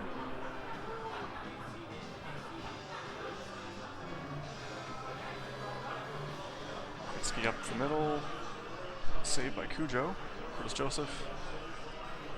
Shanahan on the wing, is taken out. Unfortunately, Shanahan's a heavy player. And the one-timer, Thomas Sandstrom, makes it 1-0 for the Kings. Some good action in the background. You'll never know what actually happened. Someone can CSI the background, enhance. Gretzky slap deke around Cujo. Cujo went down a bit early.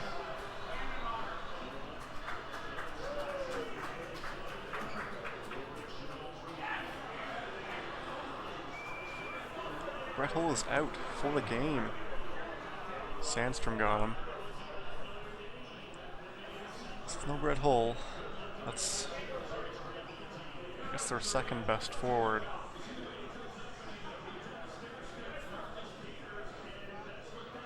Emerson in this game is pretty good. He's a light player. Relatively quick. Pretty good shot. One of those jack of all trades players. So it puts Janny in to replace Hull. Janny and Shanahan, those are two relatively heavy and slow players, unfortunately. Sandstrom takes his seat in the box for 2 or less. Jimmy Carson taking the face-off for the Kings. Emerson knocked over. Another penalty for the Kings.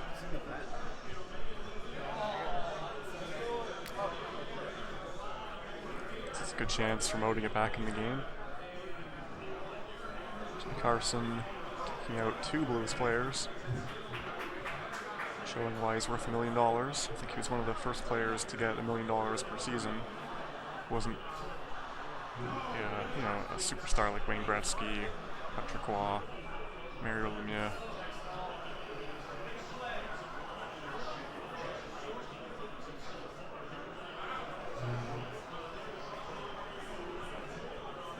Breakaway, slides in past Joseph.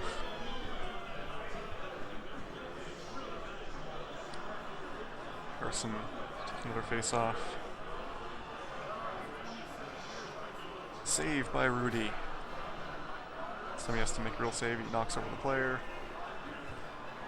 Big shot by Shanahan, but it hits the defenseman. Down goes Brown.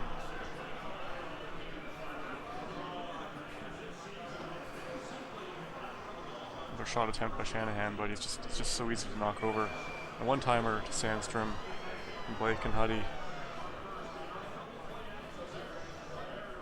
Makes it 4-0.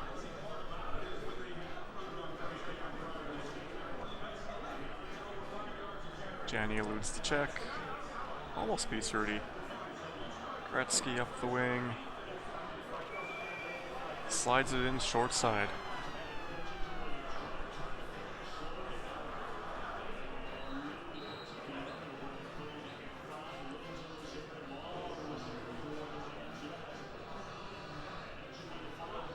Brown passing it up.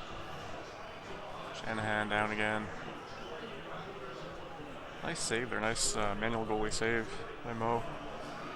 Scrolling out along the goal line. Another save, this time on Granado.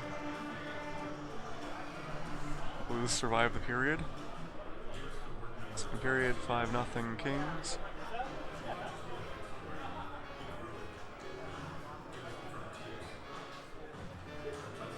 Let's try for the cycle, it's interrupted. Joseph takes out Sandstrom, gets a shot on net. Big save by Rudy. Sandstrom, some penalty.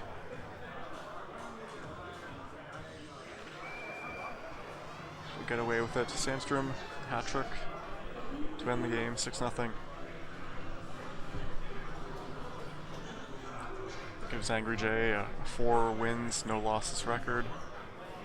And unfortunately, Real Khalil will be eliminated from the championship bracket, but he'll still be in the consolation bracket. That completes round 4 of the round robin. Let's take a closer look at the standings now that they're starting to come together.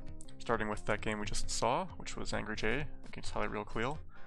Angry J has a perfect 4-0 record. He's only letting 1 goal the whole tournament so far, so he's the first seed.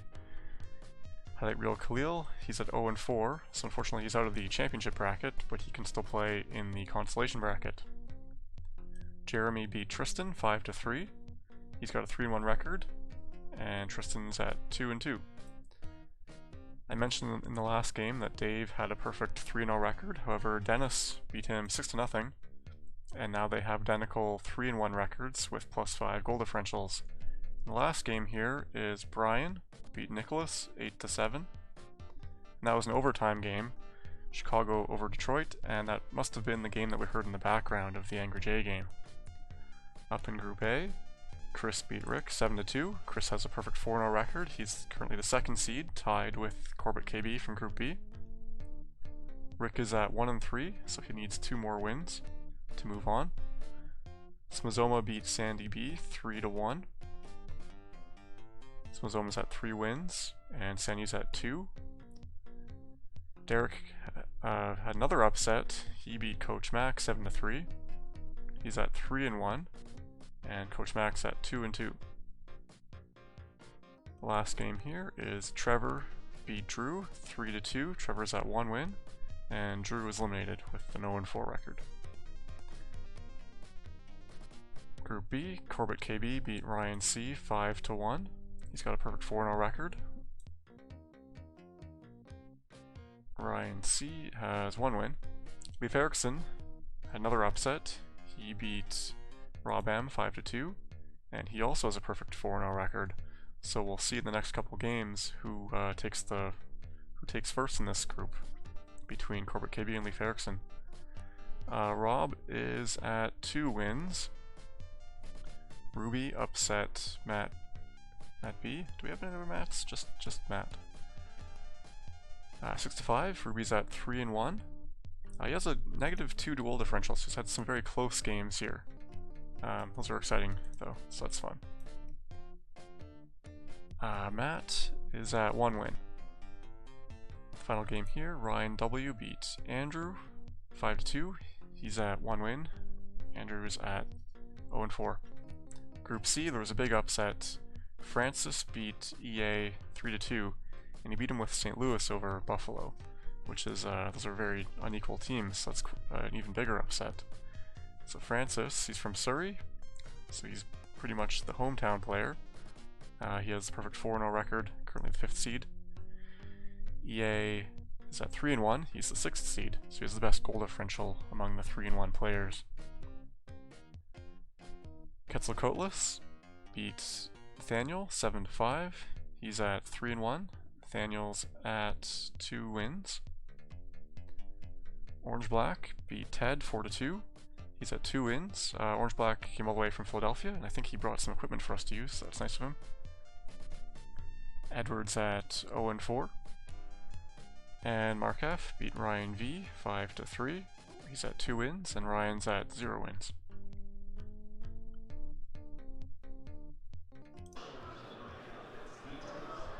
Our next game here is Tristan against Canadian Dennis. Dennis is at 3 wins and 1 loss currently. Tristan is at 2-2, so he's got 2 more chances to get a 3rd win to move on to the championship bracket, whereas Dennis has already punched his ticket. The matchup here, I think Tristan called it, Quebec, Toronto. Dennis picked Toronto. They're very close teams, as you can see from the radar chart here. Toronto has the better goaltender, Felix Potvin. He's maybe the 4th best goalie in the game. And they've got Doug Gilmour at center. He's a light player, decent shot, fast skater. Sakic for Quebec, nearly as good. He's a little bit heavier, so he's a little bit slower and a little bit easier to knock over. Quebec has better winger options though, whereas Toronto is very much just Gilmour and anyone who can keep up with him. On defense, neither team really has a great defender, and we'll see who they actually put in, because the players you see in the chart aren't all starters. There was a bit of mix-up with the lineups last time, so we jumped ahead. Tristan is editing his lines.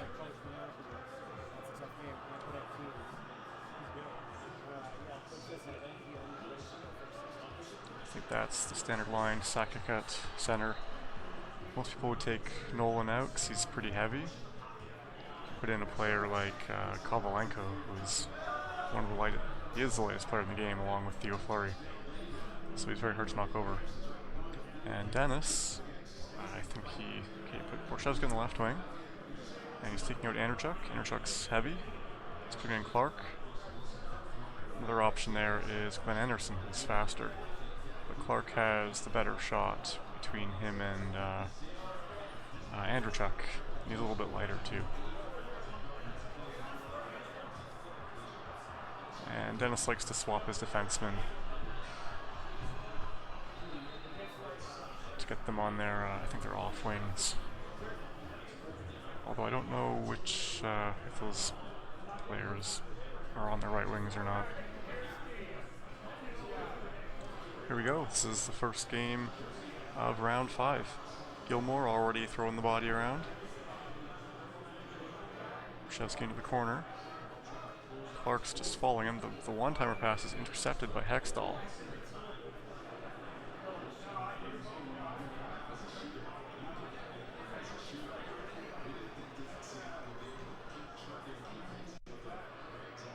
Giveaway to Nolan. Passes it up to Sakic. He circles and just gets crushed by the AI. Gilmour on the breakaway. Gets around him. Good deke. 1-0 Toronto.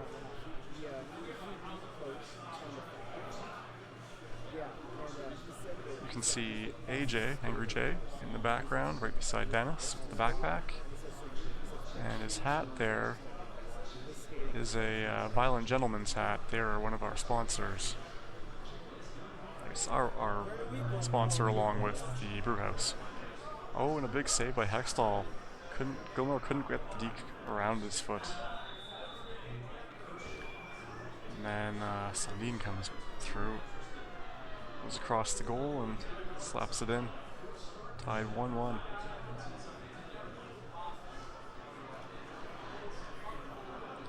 In the middle of Tristan and Dennis, that's EA in the Roanoke jersey, also known by his actual name Eric. And he's one of the favorites in this tournament. Gil crossing the blue line. If you were a Leafs fan in the 90s, you might remember a game where Todd Gill came across the blue line with the puck skating backwards. I think he scored. There was a bit of a confusion because, well, he skated in backwards with the puck. Some people thought it was offside. But the rule is if you're in possession, you can you can skate it in. That rule probably isn't coded into this game. There are a few offside bugs in this game. For one, well, we're not playing with offsides on to begin with. And if you Gilmore tried, nope, he gets knocked over, bodies everywhere. Clark can't get the shot off. That's into the first period. 1-1. So yeah, if you do a one-timer pass from outside the zone to a player who's already in the zone and he one-times it, it's not called offside in this game. There are a few bugs related to things like that. One-timers were added for this particular version of the game, 94, and so there are a few little bugs related to them. Another one is if you do a one-timer, it counts as a pass attempt, but not a pass completed. So if you do a lot of one-timers, you'll find that your passing percentage is really low, just because even if your passes are connecting for one-timers, they don't count as completed passes. So I think I missed the call there. Gilmore scored another one. Make it 2-1 Toronto for Dennis. Ellett would try to slap shot it. No, pass over to the wing to Mark Osborne, I think that is. Nolan gets knocked over. Gilmore. Oh, goalie bites. Gilmore completes the hat trick a little bit before halfway through the game. That was a Quebec power play. Or, as Dennis is on the power kill, I like to call it.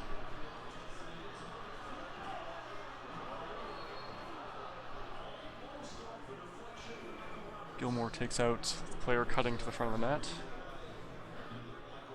Osborne still on. Nolan taken out. Pass up to Osborne.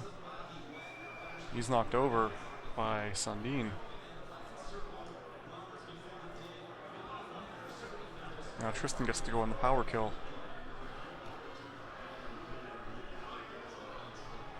Decision, cutting to the middle, across to the corner.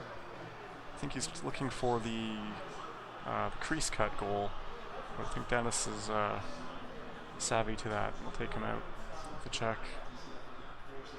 Especially having Gilmore at center with his low weight. 4-1, Gilmore with 4. I think he got his own rebound there.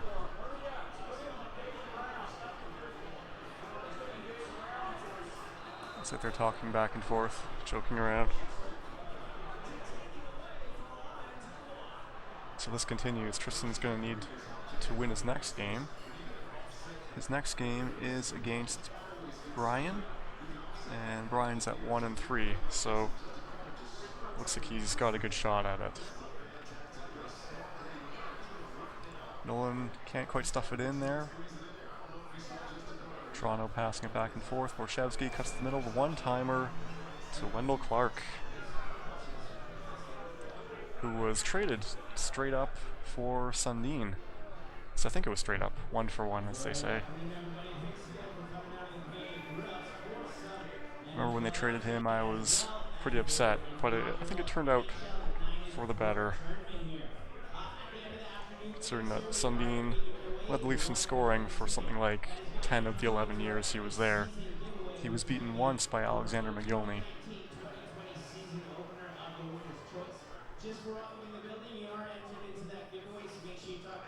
Nolan just misses. Oh, and the one-timer pass doesn't hit Sundin. That would have been a goal. Or that was Sakic, sorry. Leafs, it's nice passing here, but in the end it gets lost. Some, yeah, we're coming up. Yeah, we are. 2-0 for Toronto, but the other player just leaves. Gilmore's already got 4, so I think he just thought he could score it. Oh, he came back to get the one-timer from Clark. So it's 5-1, 6-1 for Toronto. We're one away from mercy rule. A long pass gets intercepted. What was that player doing there? Was that a defenseman too?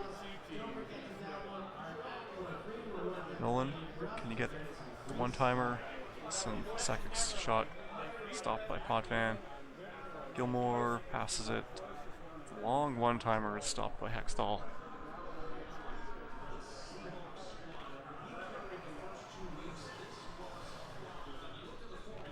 Another one-timer. Nolan can't beat Potvin.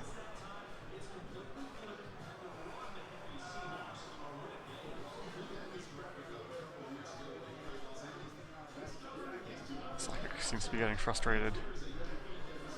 Not a lot of time left for Tristan to tie it up here.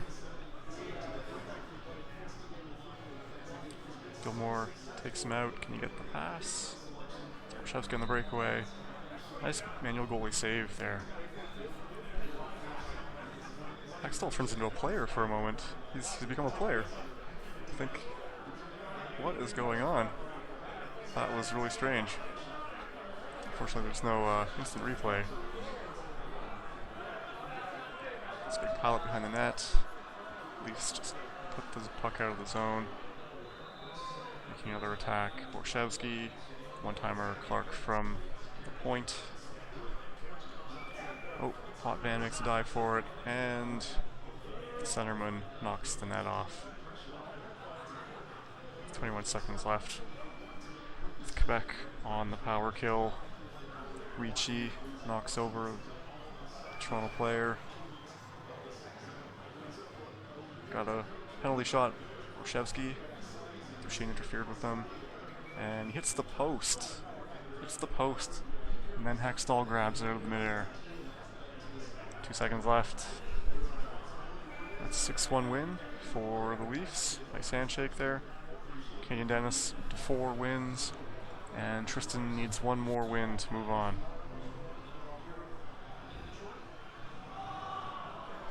Three stars. Doug Gilmore with his 4 goals. I think it was Borshevsky and maybe Clark. I didn't quite catch it. We've got a highlight from another game. It's Winnipeg leading Boston 4-3. This is the game up in the top right corner. It's myself, Smizoma, as the Jets, against Chris as the Bruins. This is actually a rematch from King of 94-2 in Vegas the year before. We played against each other in the opening round of the championship bracket. We split the first 2 games, and then Chris gave a matchup of the Bruins and the Jets. I took the Jets, and Chris won. He went on to finish 5th in the tournament, and I finished 7th. And he chose the same matchup this time. I decided I would take the Bruins instead. There was a blooper goal, so I got Canadian Dennis to record the game for us, the remainder of the game. Chris is on the dreaded power kill. Noonan behind the net. The pass out front to Slaney goes in off Moog's skate. That ties it at 4. 2 minutes 52 seconds to go. This game could decide the seedings in the group.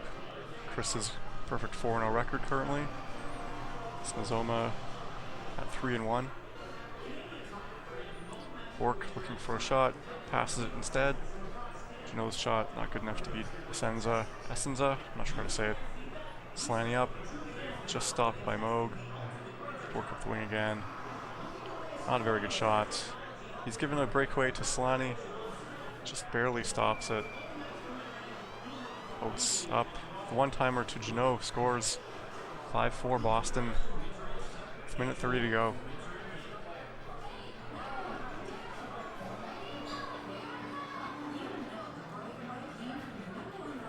Janot up the wing. Oates. Boston should try to hold on to the puck, but the worst thing that could possibly happen for Boston is the Jets get another power kill. But their best player, Slaney's out. This is, I think that's Steen? Or is it Davidov? Boston into the zone. Not a very good shot by Janot, and nearly just gets crushed. Housley in, he scores. Ties it up on the power kill. 5-5. Housley's so dangerous for the Jets. Such a good skater. 15 seconds left. Sweeney in. Looking for a pass. Bad pass. The player was there, but the pass was not Going to overtime. Steen at center. Loses the face-off to Sweeney. Sweeney comes into the corner. Passes to Oates. I think that Oates was one time passing it, but didn't go to anyone. Housley. Something not quite right about that pass. Sweeney back up the wing. Trying to find the middle of the ice. Gets to send Essenza down, but can't beat him. Jets dump the puck in. You don't see that very often. Oates coming up, passes to Jeannot. Jeannot looking for something. Nice save by Essenza on Cam Neely. Jeannot in. A little bit of a hook there, I think, from the CPU. Senza holds it, doesn't want to risk a bad pass. We saw what can happen in the Super Nintendo Championship in Vegas with bad goalie passes. Bork takes a shot. The shot isn't looking very hard this game. That one missed. Senza holds on to it. 7:45 to go in this period. Housley up to Frederick Olsen? I'm not sure who that is.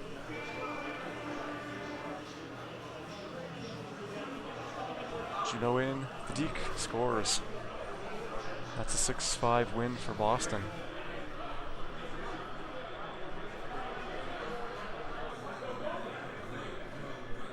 So that overtime win ties Mazoma and Crusoe top of Group A with 4 wins each, 1 loss.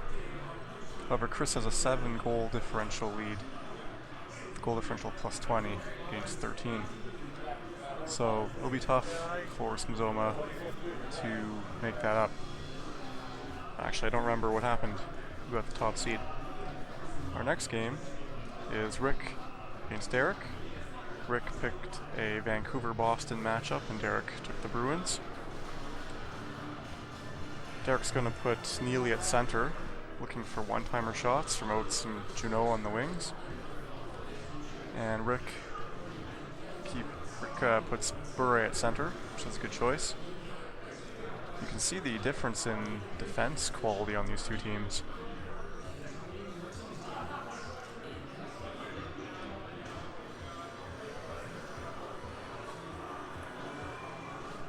They are setting up their matchups. You can see Neely at center. Bure is going to go in at center here.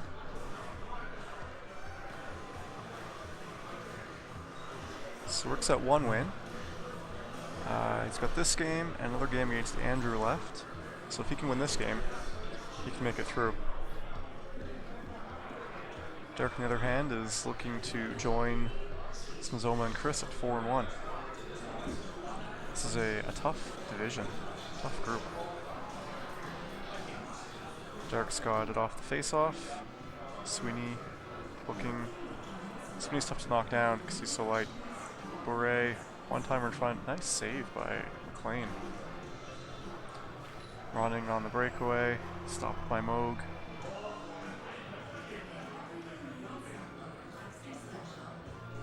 Portnoy passes it back. Goes to Bork. Bork's in. Gets the deke. Puts it past McLean for a 1-0 lead for the Bruins.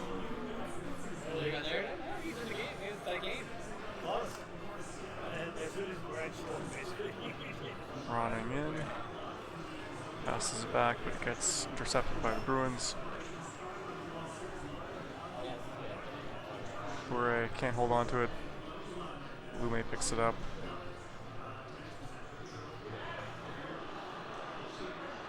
Running. Can't get the one-timer off. Oates. Sounded like a breakaway there. Little breakaway ping. Portnoy. It's out of the zone. Knocked over.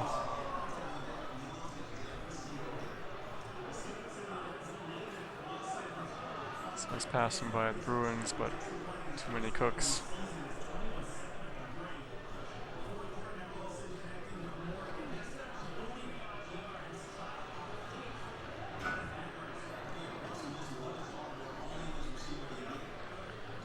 Bork stops up, slap shot doesn't go.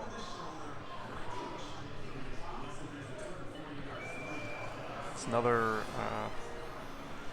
shot just past McLean's right leg. I don't know if he's particularly weak there. Maybe Derek knows something.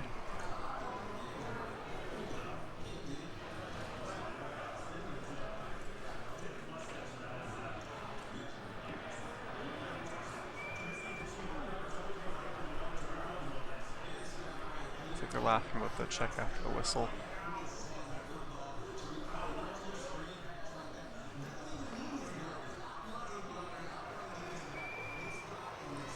Another shot just past McLean's right leg. This time Neely on the one-timer from the corner. It's 3-0, 15 seconds left in the first period. Spork have time to get a shot. He gets demolished.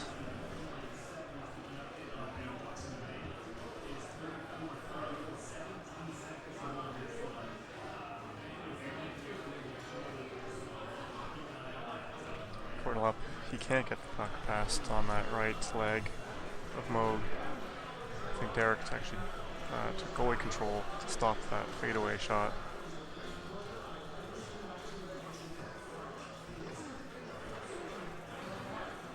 Offensive check by Ronning there. And a rebound goal. I wonder if that was intentional.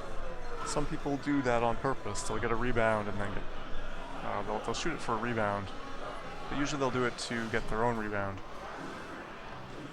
using the same player. It's 5-0. Neely with the hat trick. At least 2 of them were one-timers. Junot, 3 assists.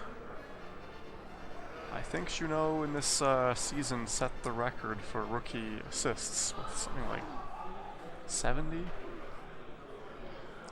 It's also the year that Solani had 76 goals for a rookie.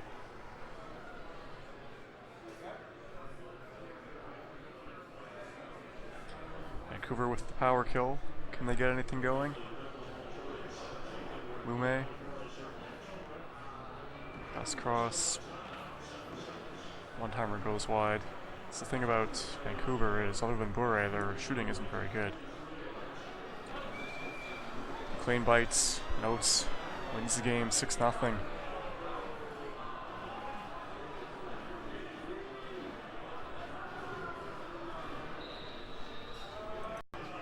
We've got Brian as Hartford, Jeremy as Lightning. Jeremy's got his 3 wins. Brian still needs 2 more to move on. I don't think Derek's lost that.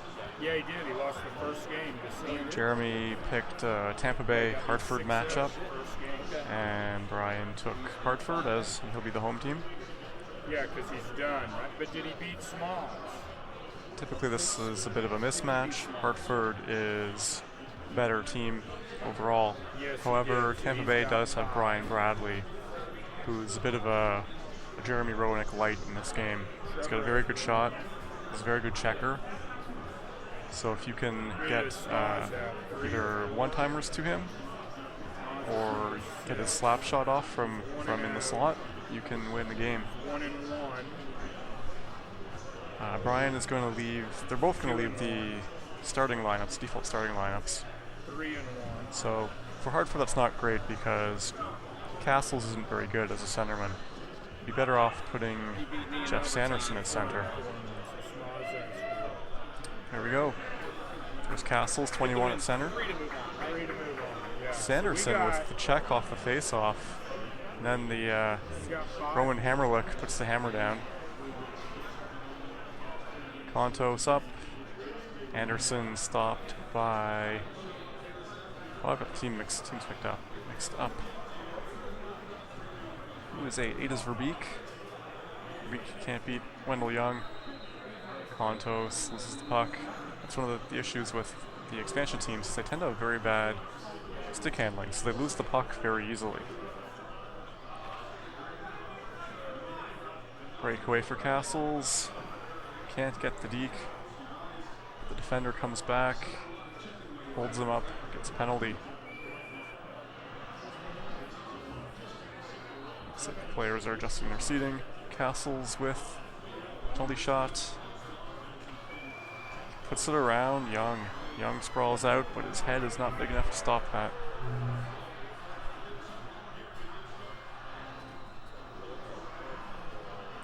Contos gets up the face-off to Bradley. Big shot by Bradley. That's going to be the strategy for Jeremy and the Lightning. Bob Beers stopped.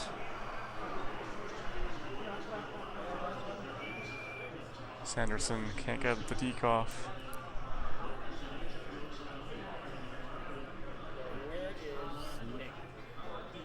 I don't know, Nick.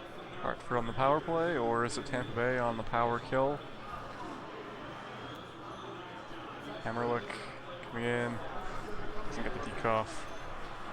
10, is that Casper? I'm not sure who that is. And Castles knocks the net off in frustration after that save.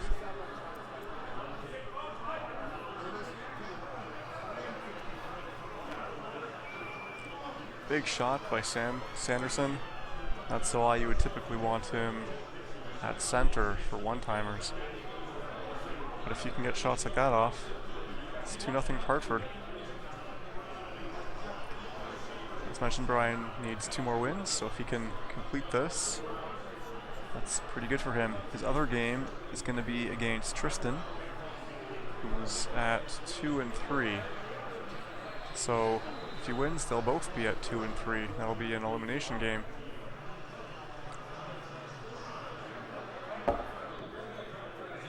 Behind the net for Tampa Bay. Anderson, the other Anderson, gets at the rebound to Bradley, scores 2-1.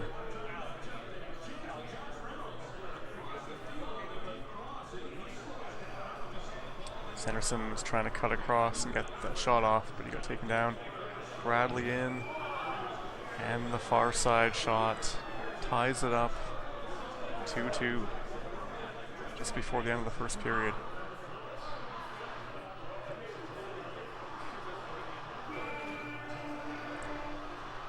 Shot by Contos after the whistle. Doesn't draw a crowd.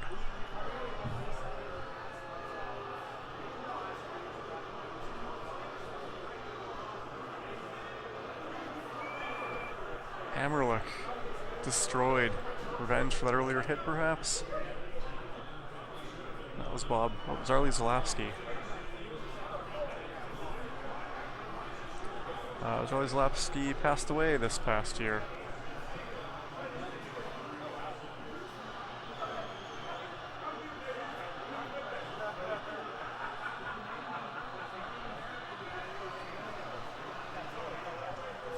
And on that note, back to the game. Hartford can't get into the zone. Another fadeaway shot by Bradley. That's the hat trick. 3-2 Tampa Bay. Completing the comeback. Can they hold on? Sanderson.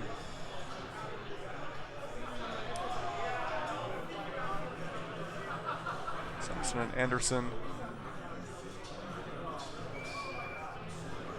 Anderson trying to pick off that pass from the goalie. I like the random face-off locations that you get in this game before they change the rules in the real NHL to always use face-off dots. Another odd face-off here. Anderson can't get the fadeaway shot. Notes. Who is Sanderson? Sanderson taken out.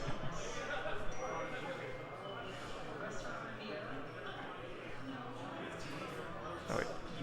16 is Verbeek.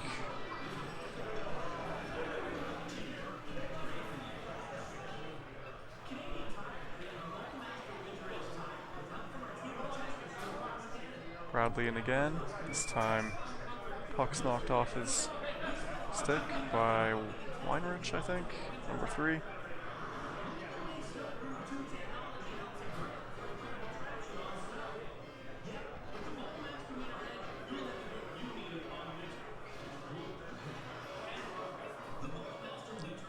For the one-timer.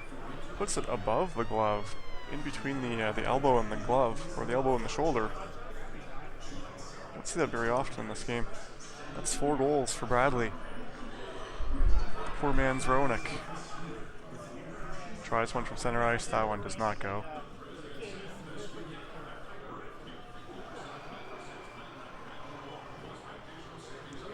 Sanderson knocked over by Kontos.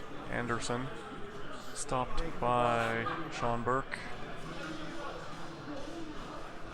Quick pass for Beers on the breakaway. And he stuffs it in. Bob Beers on the breakaway.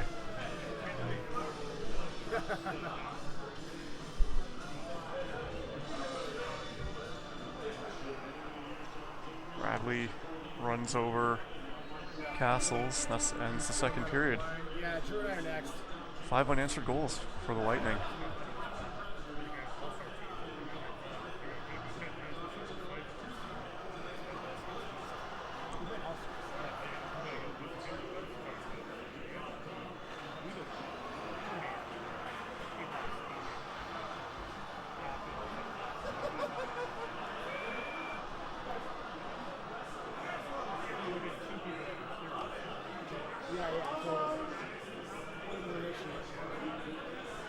Carlin again with a big slap shot. Manual goaltender by Brian. Stop that. Is this a penalty shot? Castles, is that two penalty shots for Castles? Scores on this one. He scored on both of them.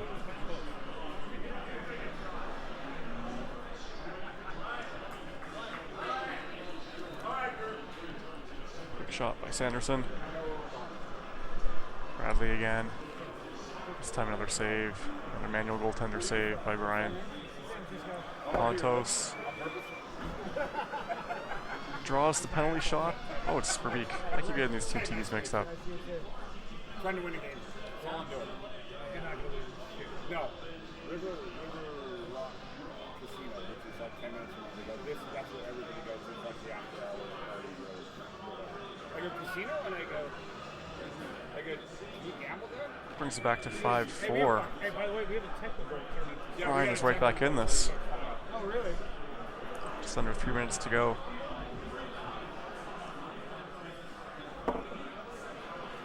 Kontos looking for the one-timer. Bradley misses.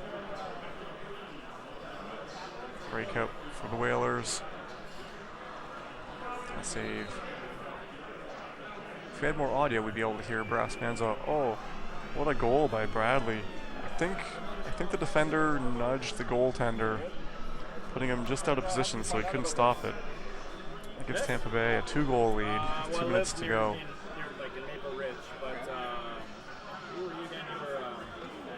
Bradley circling, playing keep away in the zone. I haven't played against anyone. Beers gets the puck out, takes the hits to make the play. 1 minute to go. Hartford needs a goal. Sanderson can't put it in. Bradley holding on to it. Sees very tough to knock over. Another good save by Brian. Castles on the breakaway. Saved by Young with the shoulder. 16 seconds. Anderson gets it out. 7 seconds to go. Bradley just gets into the corner. That's the game. Brian falls to 1-4. Jeremy to 4-1. Oh, so you're behind us. Bradley with the first star, Castles, then Anderson. We're getting close to the end of the round robin now. This is the third last recorded game. It's Coach Mack as the Rangers against Drew as the Leafs. Coach is going to swap Messier out from center, replacing him with Gartner. Gartner has a much better shot. He's a better skater. For the Leafs, Andrew Chuck is pretty weak. Normally you would take him out, put in someone like Anderson, who's faster and harder to knock over. The Rangers have Brian Leach on defense, one of those few defenders who can make good rushes. net. The Leafs Pot Van is one of the better goalies in the game.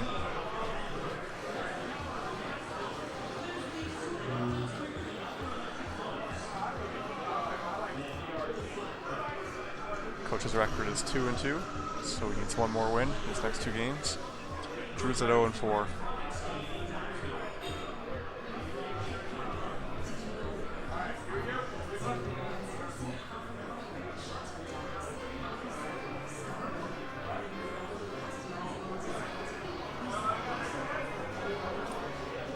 I guess the year after this, Mike Gartner was traded or signed by the Leafs. That was almost a free goal, but Borshevsky intercepted it. Pass across, Gilmore can't get the one-timer off, get the check off.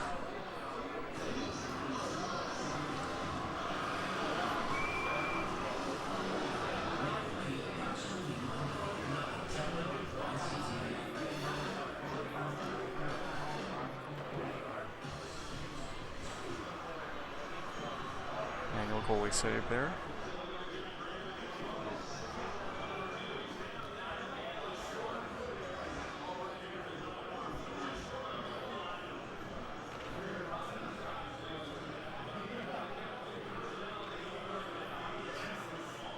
The thing about the Rangers is Tikkanen and Messier, they're both good skaters. But neither has a particularly good shot. And they're both pretty easy to knock over. So Gilmore, he isn't quite as valuable in this matchup because he's a very light player, so he's very good at checking. But you don't really need someone that light to knock over the Rangers players.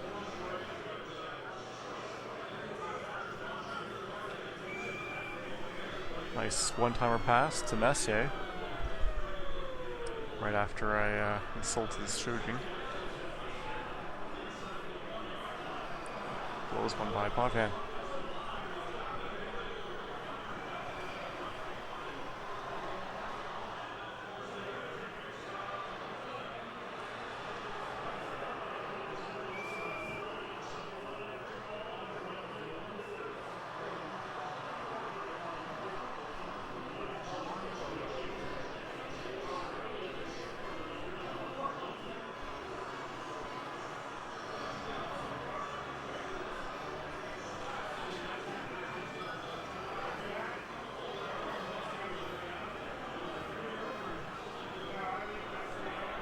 Chuck gets demolished there.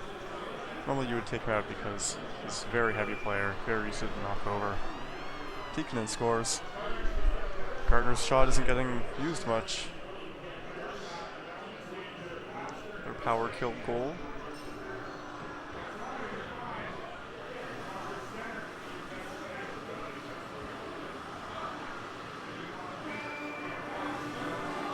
It's 2-0 after the first period.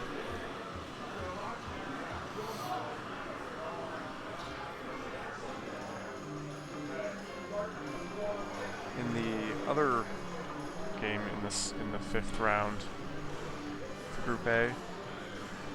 Sandy beat Trevor 5-4. There's the big shot by Gartner.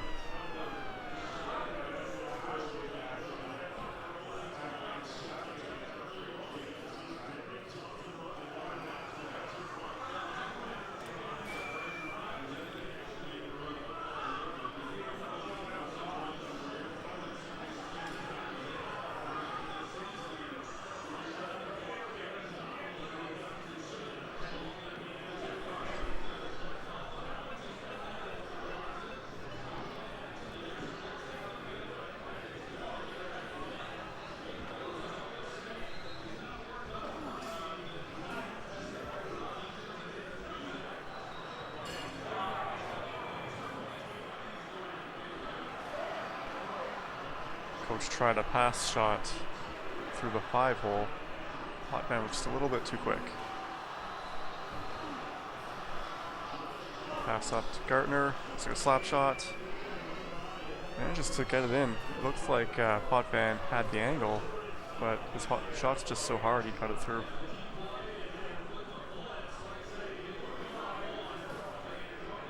He has a 90 power, 60-something accuracy shot. On the Leafs, Wendel Clark has the same shot. The hat trick for Gartner. However, Clark's a lot slower, easier to knock over, so he's not nearly as useful as Mike Gartner.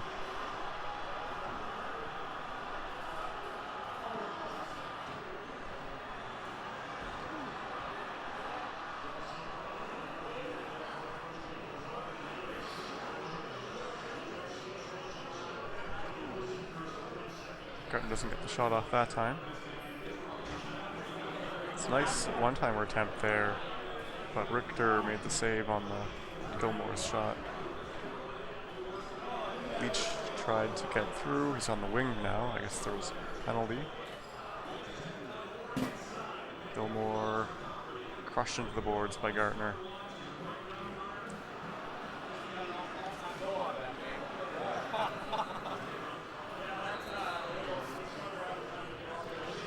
Nice moves by Orshevsky. He gets his rebound, but Richter sprawls out and makes the save. I thought it was going to go in.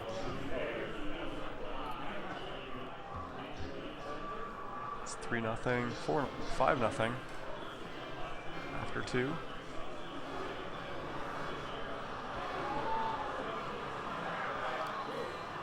Rangers trying to just bowl right through the net.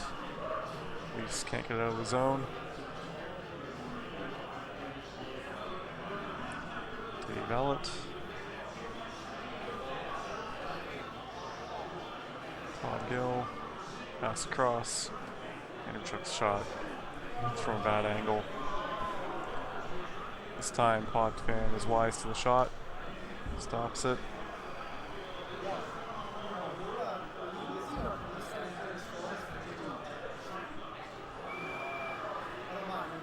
Got a penalty. Andrewchuk for the cross check.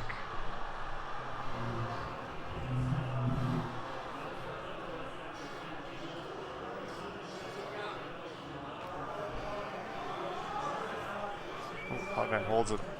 Risk getting knocked into the net because it was facing it.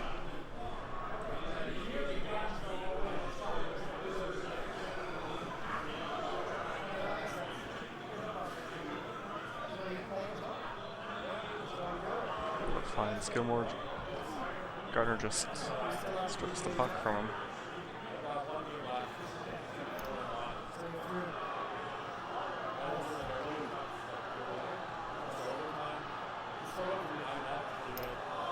The one-timer pass intercepted. Gilmore crushed into the boards by Leach. Another player who would play for the Leafs in the future, albeit briefly.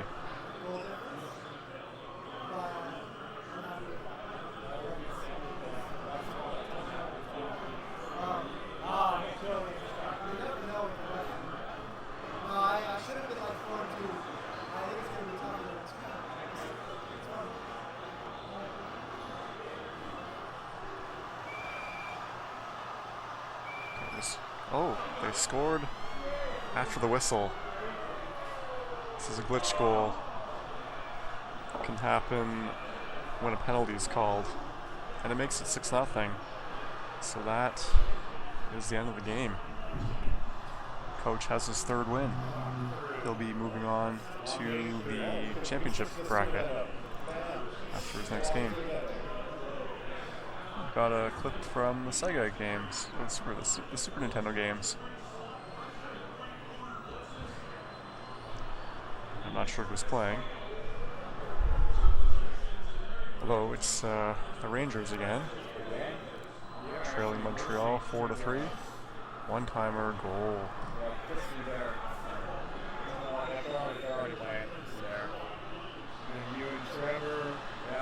6 seconds to go. That's it. That's it for round 5. Every player now has 1 game remaining. Let's take a look at how the standings have changed. There's a new column in the table at the very right edge, showing the seeding after the previous round. So with Smizoma's overtime win against Chris has fallen to 4th seed. Smizoma moves up to 6th. Derek with a 6-1 win moves up to 9th, and all 3 of those players have 4-1 records. Coach Mac had a big 6-0 win and moved up 3 spots to 13th. Sandy had a slight 5-4 win over Trevor. He was also at 3-2. In Group B, Corbett KB and Leif Erikson both won their games, and now they're the 2nd and 3rd seeds. Both players have perfect records, and actually they don't play each other, so they could both finish 5-0. So you may be wondering, if it's a round robin, why don't they play each other? We don't know exactly how many people are going to show up each tournament, so we designed the bracket or the round robin so that everyone plays 6 games, 3 home games and 3 away games. And if we have a certain amount of people, we might have to expand the group, but we keep this number of games the same. That way everyone plays an equal amount of home games and away games. Ruby also won his game, moves up slightly to 12th seed. Ryan C a win, moves up from 22nd to 17th.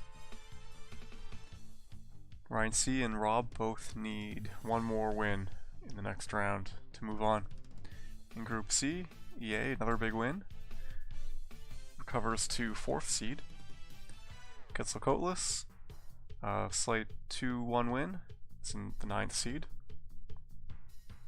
Francis was previously perfect, but lost to Ryan V, 8-3, and he drops from the 5th seed to the 11th. Mark won his 3rd game, and Nathan and Orange Black have 3-2 records and play each other in the next round, so the winner of that game moves on. Group D, another 6-0 win for Angry J. He's been all but perfect, letting in just 1 goal. Jeremy and Canadian Dennis both won. They both have 4-1 records and are sharing the 7th seed currently. Dave, I think, lost, as did Tristan. Dave has his 3 wins. Tristan still needs another win. Playing their final round robin games, we've got Highlight Reel Khalil as the Flyers against Jeremy as the Leafs. Both players are going to put their heavy, hard shooting players at center. Their best players, Toronto's best player is Gilmore, he'll be on the left wing. Flyers' best player is Recchi, he'll be on the right wing. For the Flyers, I would normally sub in Cal Ackland, put him on the wing, Recchi at center. But because they're both leaving in their heavy players at center, it kind of balances things out.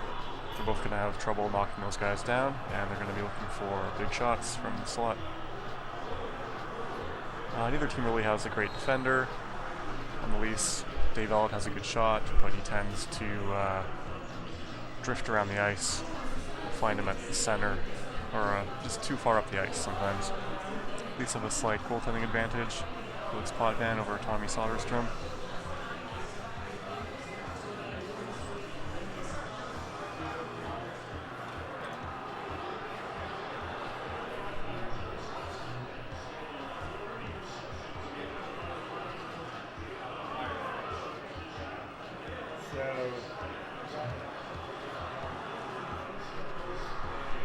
So I don't think he makes any changes now.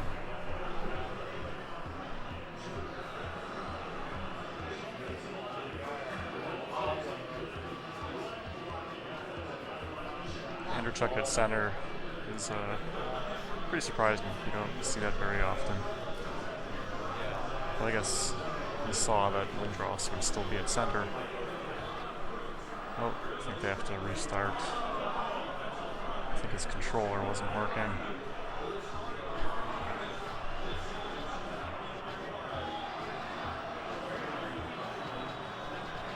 I think behind Mo, I think that's Francis. Some people I didn't meet, or I don't recall meeting, so I'm not sure who everyone is.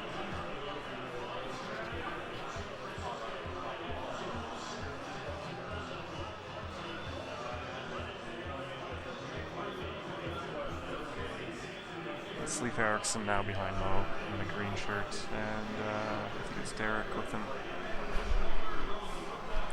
Face off. Bolshevsky coming back the other way. Can you get the deke off? Nope. Pass up to Lindros. Circles for big shot. He scores. Andrechuk. See, Andrechuk can't take him down because Andrechuk's also heavy. The weight bug in the Sega game. 1-0 Philadelphia. Lindros almost steals it. Andrechuk knocked over by Gretzky, who's then knocked over by Gilmore. That's why you'd want those guys at center, because they can knock everyone down. Brindamore circling the one-timer didn't. Lindros didn't get the one-timer off. Could have been 2-0 right there.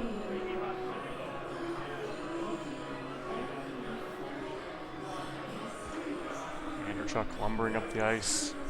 Makes a move. Not much of a deke.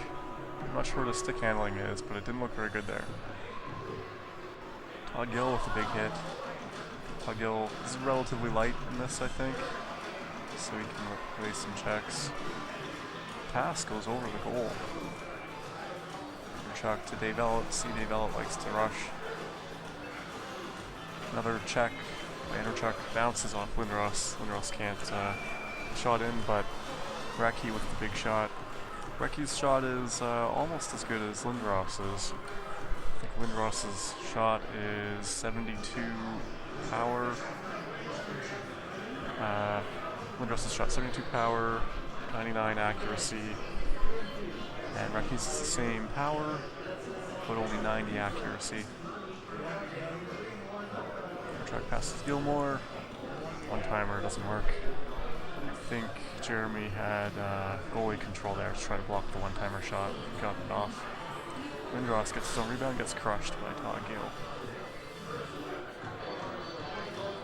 Chuck, big shot. I think he was trying to go 5-hole there. So he stayed low. Gretzky can't get the shot off. Andrechuk, can he get the? He gets it. It's a nice fadeaway goal. It's 2-1 Philly.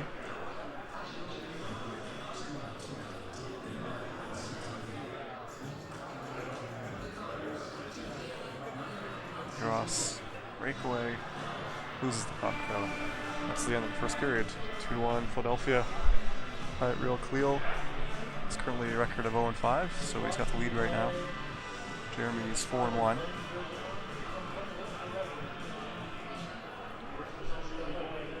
He's making a lineup change. I think he might have noticed that he couldn't knock over Lindros, so he's putting Cullen in. Because Cullen's pretty light. Let's go see Cullen after the next whistle.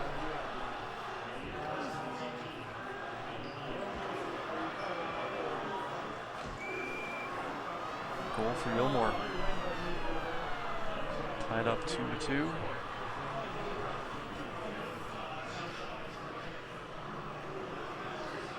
Here's John Cullen. I'm not sure why he doesn't have Gilmore in its center.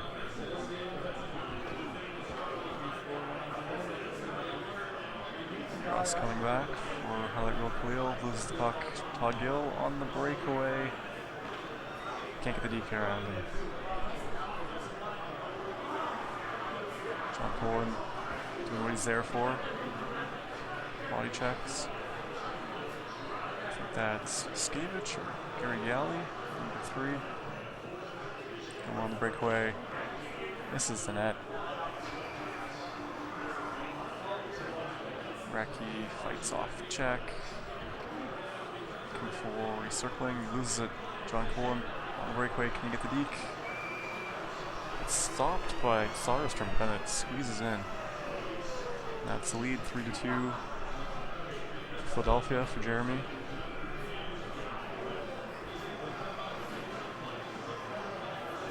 Shevsky, same thing. Where he got, it looks like Soderstrom got a piece of it. He still went in. So Mo with the timeout. See if Soderstrom can get his head back in it. could be that Mo is trying to get goalie control and got just a fraction of a second too late. Cullen rams his head into the goalie. This is the puck. Full shooting. Gilmore. There's a shot at Cullen, but I don't think Cullen has much of a shot. I don't even know what his statistics are. I don't think I've ever heard his attributes. I don't think I've ever played with him. Philadelphia with the power kill. Is that Terry Karkner?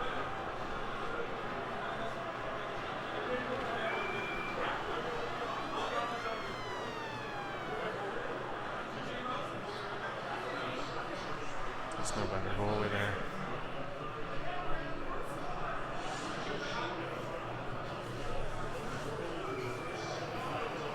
Big check by Lindros to get the puck. Can't quite hold on to it.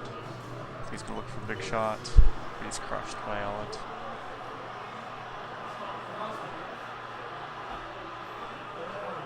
Nice pass by Gilmore. Slaughter makes the sprawling save. I wonder if he'll try a big shot with Elliott. Oh, he's looking for the one-timer. Cullen centers it. Slaughter with the save this time. It's 5-2 going to the third period. So Galley's coming out. I think Hallgood is the next best player. Yes, 29 was Terry Karkner. I played hockey with, I think, his nephew in high school on the pickup after school hockey. It's Matt Karkner.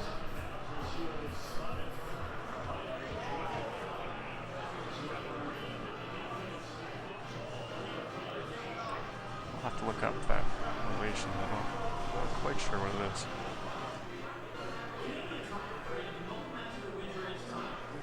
Krzyzewski passes it. Gilmore's trying behind that breakaway by Lindros, but that's a hard angle for a big shot. The goalie's going to drift into it. That was pretty nice. Gretzky, the one-timer, the redirection one-timer to Lindros. That's 5-3 Toronto.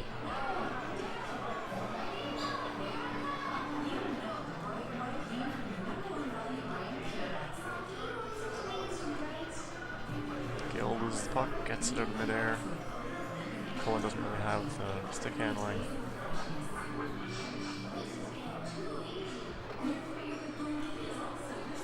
Okay, I found that Terry Karkner and Matt Karkner are third cousins.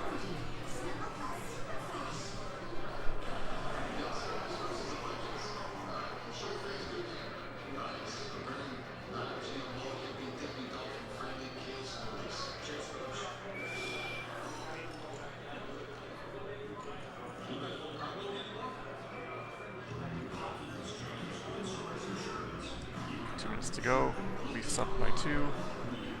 Got a penalty coming to the Flyers behind the play. That is not what Mo needed. Unless the power kill comes into effect. But last time I think the Leafs scored on their power play.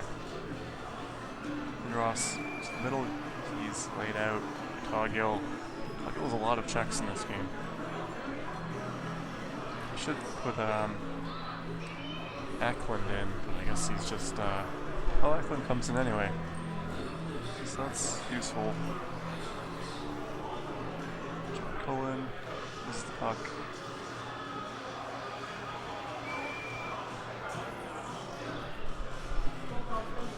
Eklund, he's a very light player, fairly quick with high agility. So he's pretty dangerous as a rushing player. Breakaways and deeks. Jimmy McCann lumbers around the net, doesn't get the puck. Dmitry Skevich, not sure how to pronounce it. Home relief.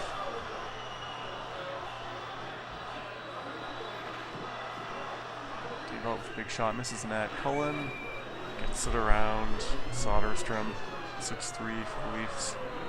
Hat trick for Cullen. Guess I shouldn't have doubted him. Is this Lomakin? Pass clanks off. Clem's stick. Doesn't get the one-timer. And Jeremy goes 5-1. John Cole in the first star.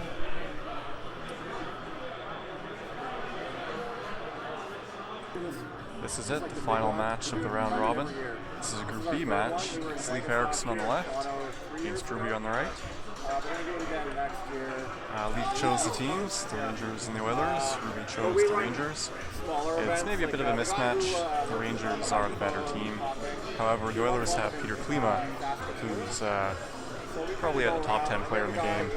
But the Rangers also have Mike Gartner, who's a very similar player.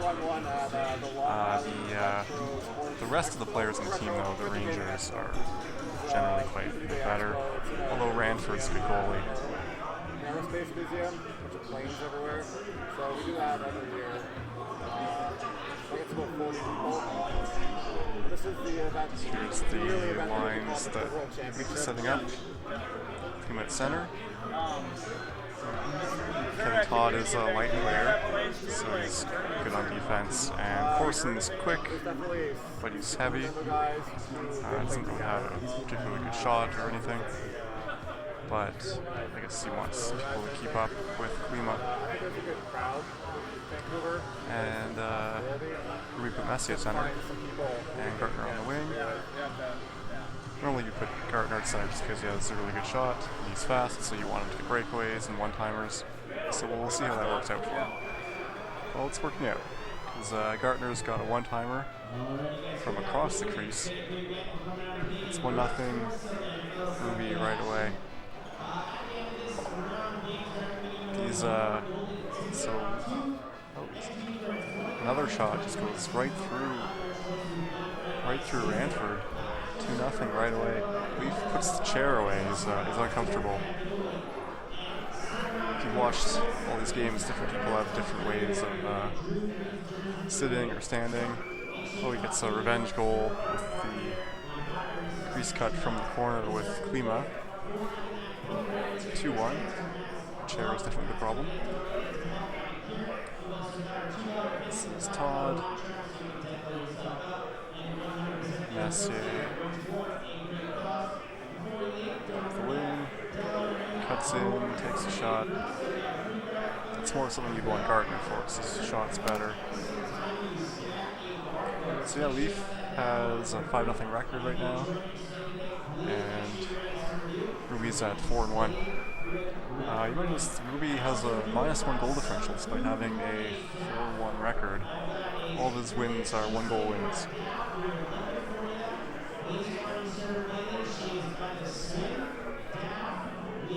Interception by, is it Steve Smith? I think it's Kravchuk. Here's Gartner. This is net.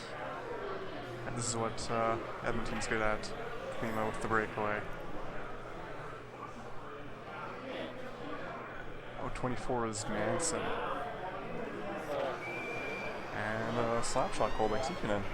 Didn't know he could put those through a goalie like Ranford. So it's 3-1 for the Rangers.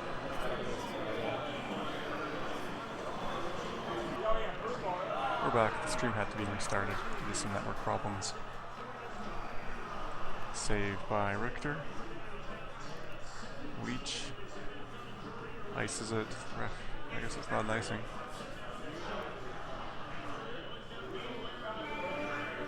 That's in the first period. 3-1 for the Rangers and Ruby.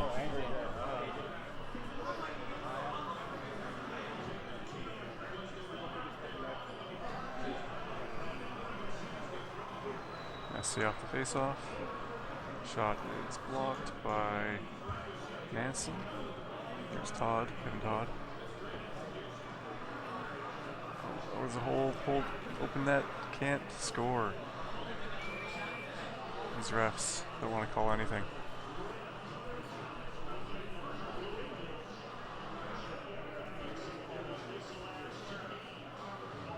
Everyone's got like a couple left. This one's playing their last Todd stopped by Richter. Here's Gartner. using his speed, trying to get in the zone. Too much traffic, dumps it in. The others come back. Klima can't get a clean shot off. Sticking back again to Richter.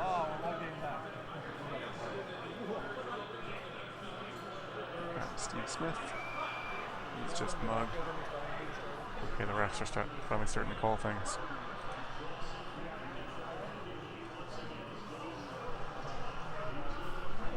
So Edmonton with the power kill.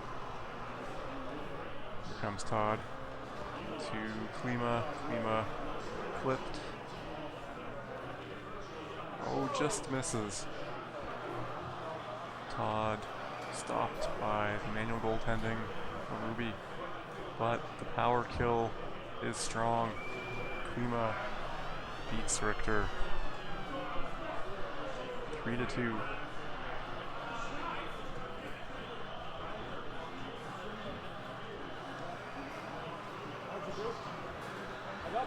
Klima with the shot, he beats him. It's 3-3. Klima's with the hat trick. Klima with the hat trick. That's 2 shorthanded goals.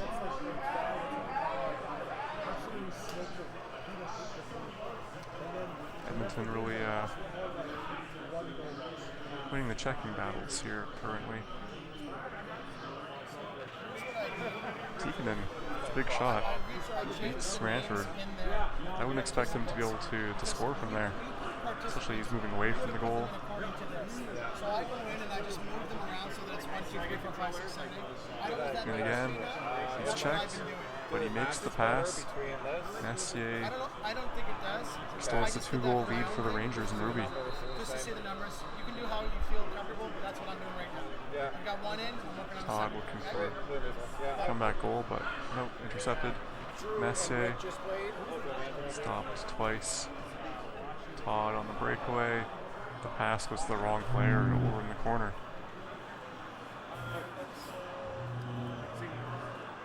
Long pass to Todd.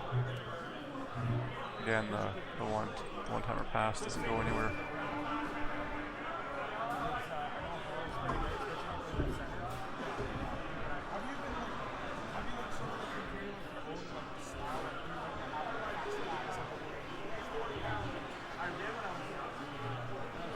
Another penalty coming up to the Oilers. Gartner from far away. And when you're playing Vancouver, do you like? Probably the Oilers are happy about this. So they just scored 2 shorthanded goals. And they get 2 more and tie it up again. Kravchuk. Pass goes through Klima. Open net. Can't put it in. Klima crushed by Klima. Was that? Tikkanen crushed by Klima. Leach rushing, passes it to Gartner. The shot goes wide though.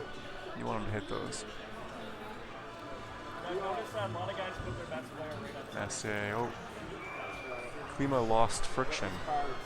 It's a bug in Sega games. Sometimes players on the back check will lose friction and just go flying into usually the end boards. But in that case, he flew right into the goalie. Klima stopped, trying to make up for his defensive failure there. This time, Gartner knocks the net off. We've got 2.5 minutes to go. Ruby up by 4 now. Gartner with the hat trick. So I think Ruby's running away with this now. I'm not sure if Leaf with the Oilers can come back. Big check into the boards. Gartner makes it 8. So after this, if this continues, it's going to be Leaf and Ruby both with 5-1 records. Klima forward skates the goal. Essay back. So Yeah, I saw the Game of Thrones. Oh, I heard about that, yeah. The goal differential will tighten up a bit here. They'll both have the same record. And this is 5 goal difference. We've got, no, it's 6. That's the end of the game. It's Ruby 9-3 over Leif Erikson. And I guess that brings the goal differentials pretty close together. So I'll go over the final round robin standings, and I'll explain a bit about how the playoffs will work. So here we are at the end of the round robin. Here are your top 4 group winners. Angry J was first, Corbett KB second, EA third, Smazoma fourth. I'd like to take a minute to thank our sponsors, Canadian Brewhouse, who hosted us and gave us two wings of the bar to use, and Violent Gentleman, who sponsored AJ to come out to Vancouver, or Richmond. And you can see he's wearing their shirt and hat, and they gave us a bunch of shirts and hats to raffle off and give out at the event.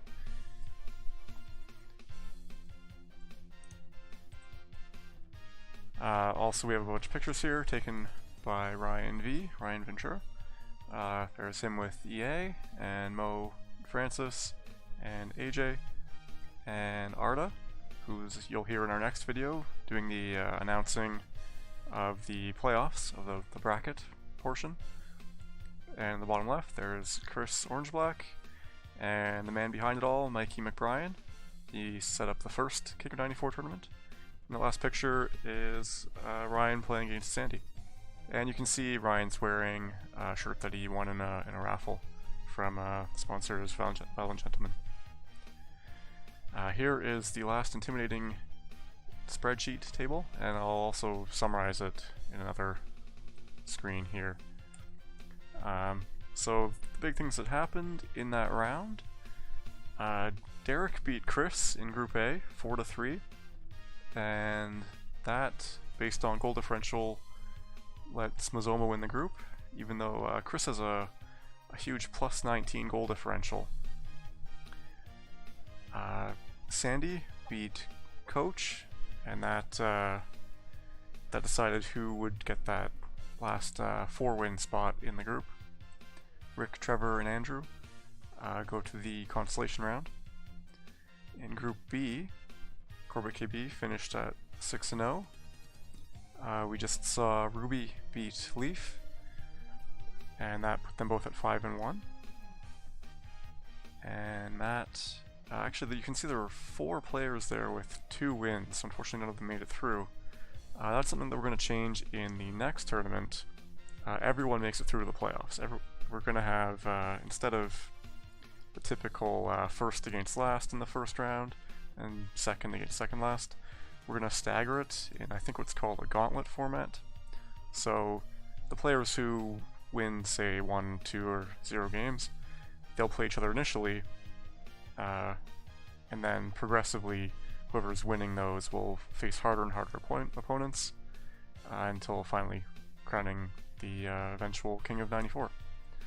We'll also have a Duke of 94 tournament for players who just don't want to play against the absolute top players, and that version of that tournament has a slightly different rule set. You just play with it at whatever team you want, but there's also no goalie control, so it's more of the more casual game to play. Group C, EA finished 5-1 with 3rd seed. His last game was actually against Ryan B at a close 4-3 game, so even though Ryan only won 1 game, you can tell that he's still a tough player to play against. Sometimes it's just a bit of luck what your record ends up as. What else happened in this group? Sean and Francis also finished at 5-1. And Mark and Chris Orange-Black also finished at 3 wins. Group D, Angry J finished the perfect 6-0 record. He played Canadian Dennis, who managed to score a goal against him, so only 2 people scored goals against him the whole time. Dennis finished with a record of 4-2, 3rd in the group. And Jeremy from Edmonton finished with a 5-1 record. And Dave had that 3-0 start and then lost his next 3 games to finish 3-3. And I'll go to the next table here. So yes, Greg Andrew J gets first seed, Kevin second, EA third, all the top American players.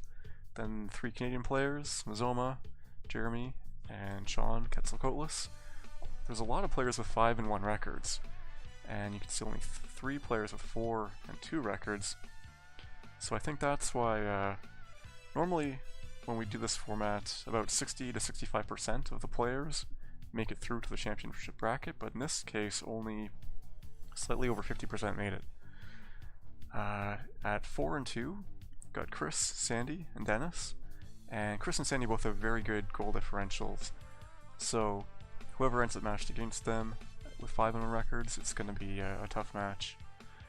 And the 3 game winners, Mark, Coach Mac, Orange Black, and Dave. On the right side here you can see the bracket, the initial bracket. So we had 17 players make it through. So we have a play-in game between Orange Black and Dave. And Angry J gets something of a bye. Then in the 8 versus 9 matchup, it's Leif Erickson versus Francis. The 2 Ottawa players, Mazoma and Canadian Dennis, have to play against each other in the first round. That's unfortunate. Jeremy, Sandy. Corbett KB against Coach. So yeah, with the 2 against 15, we're gonna try to get rid of that in the next tournament, where if you aren't one of the top finishers, you get your first 3 matchups aren't such mismatches. Then Derek, Ruby, EA against Mark, and Sean against Chris.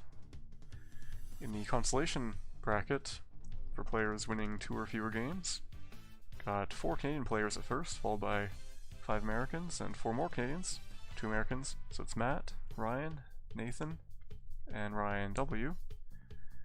Then Tristan, Brian, Nicholas, Rob, Rick, then Ryan V, Trevor, Mo, Andrew W, and Drew and Ted.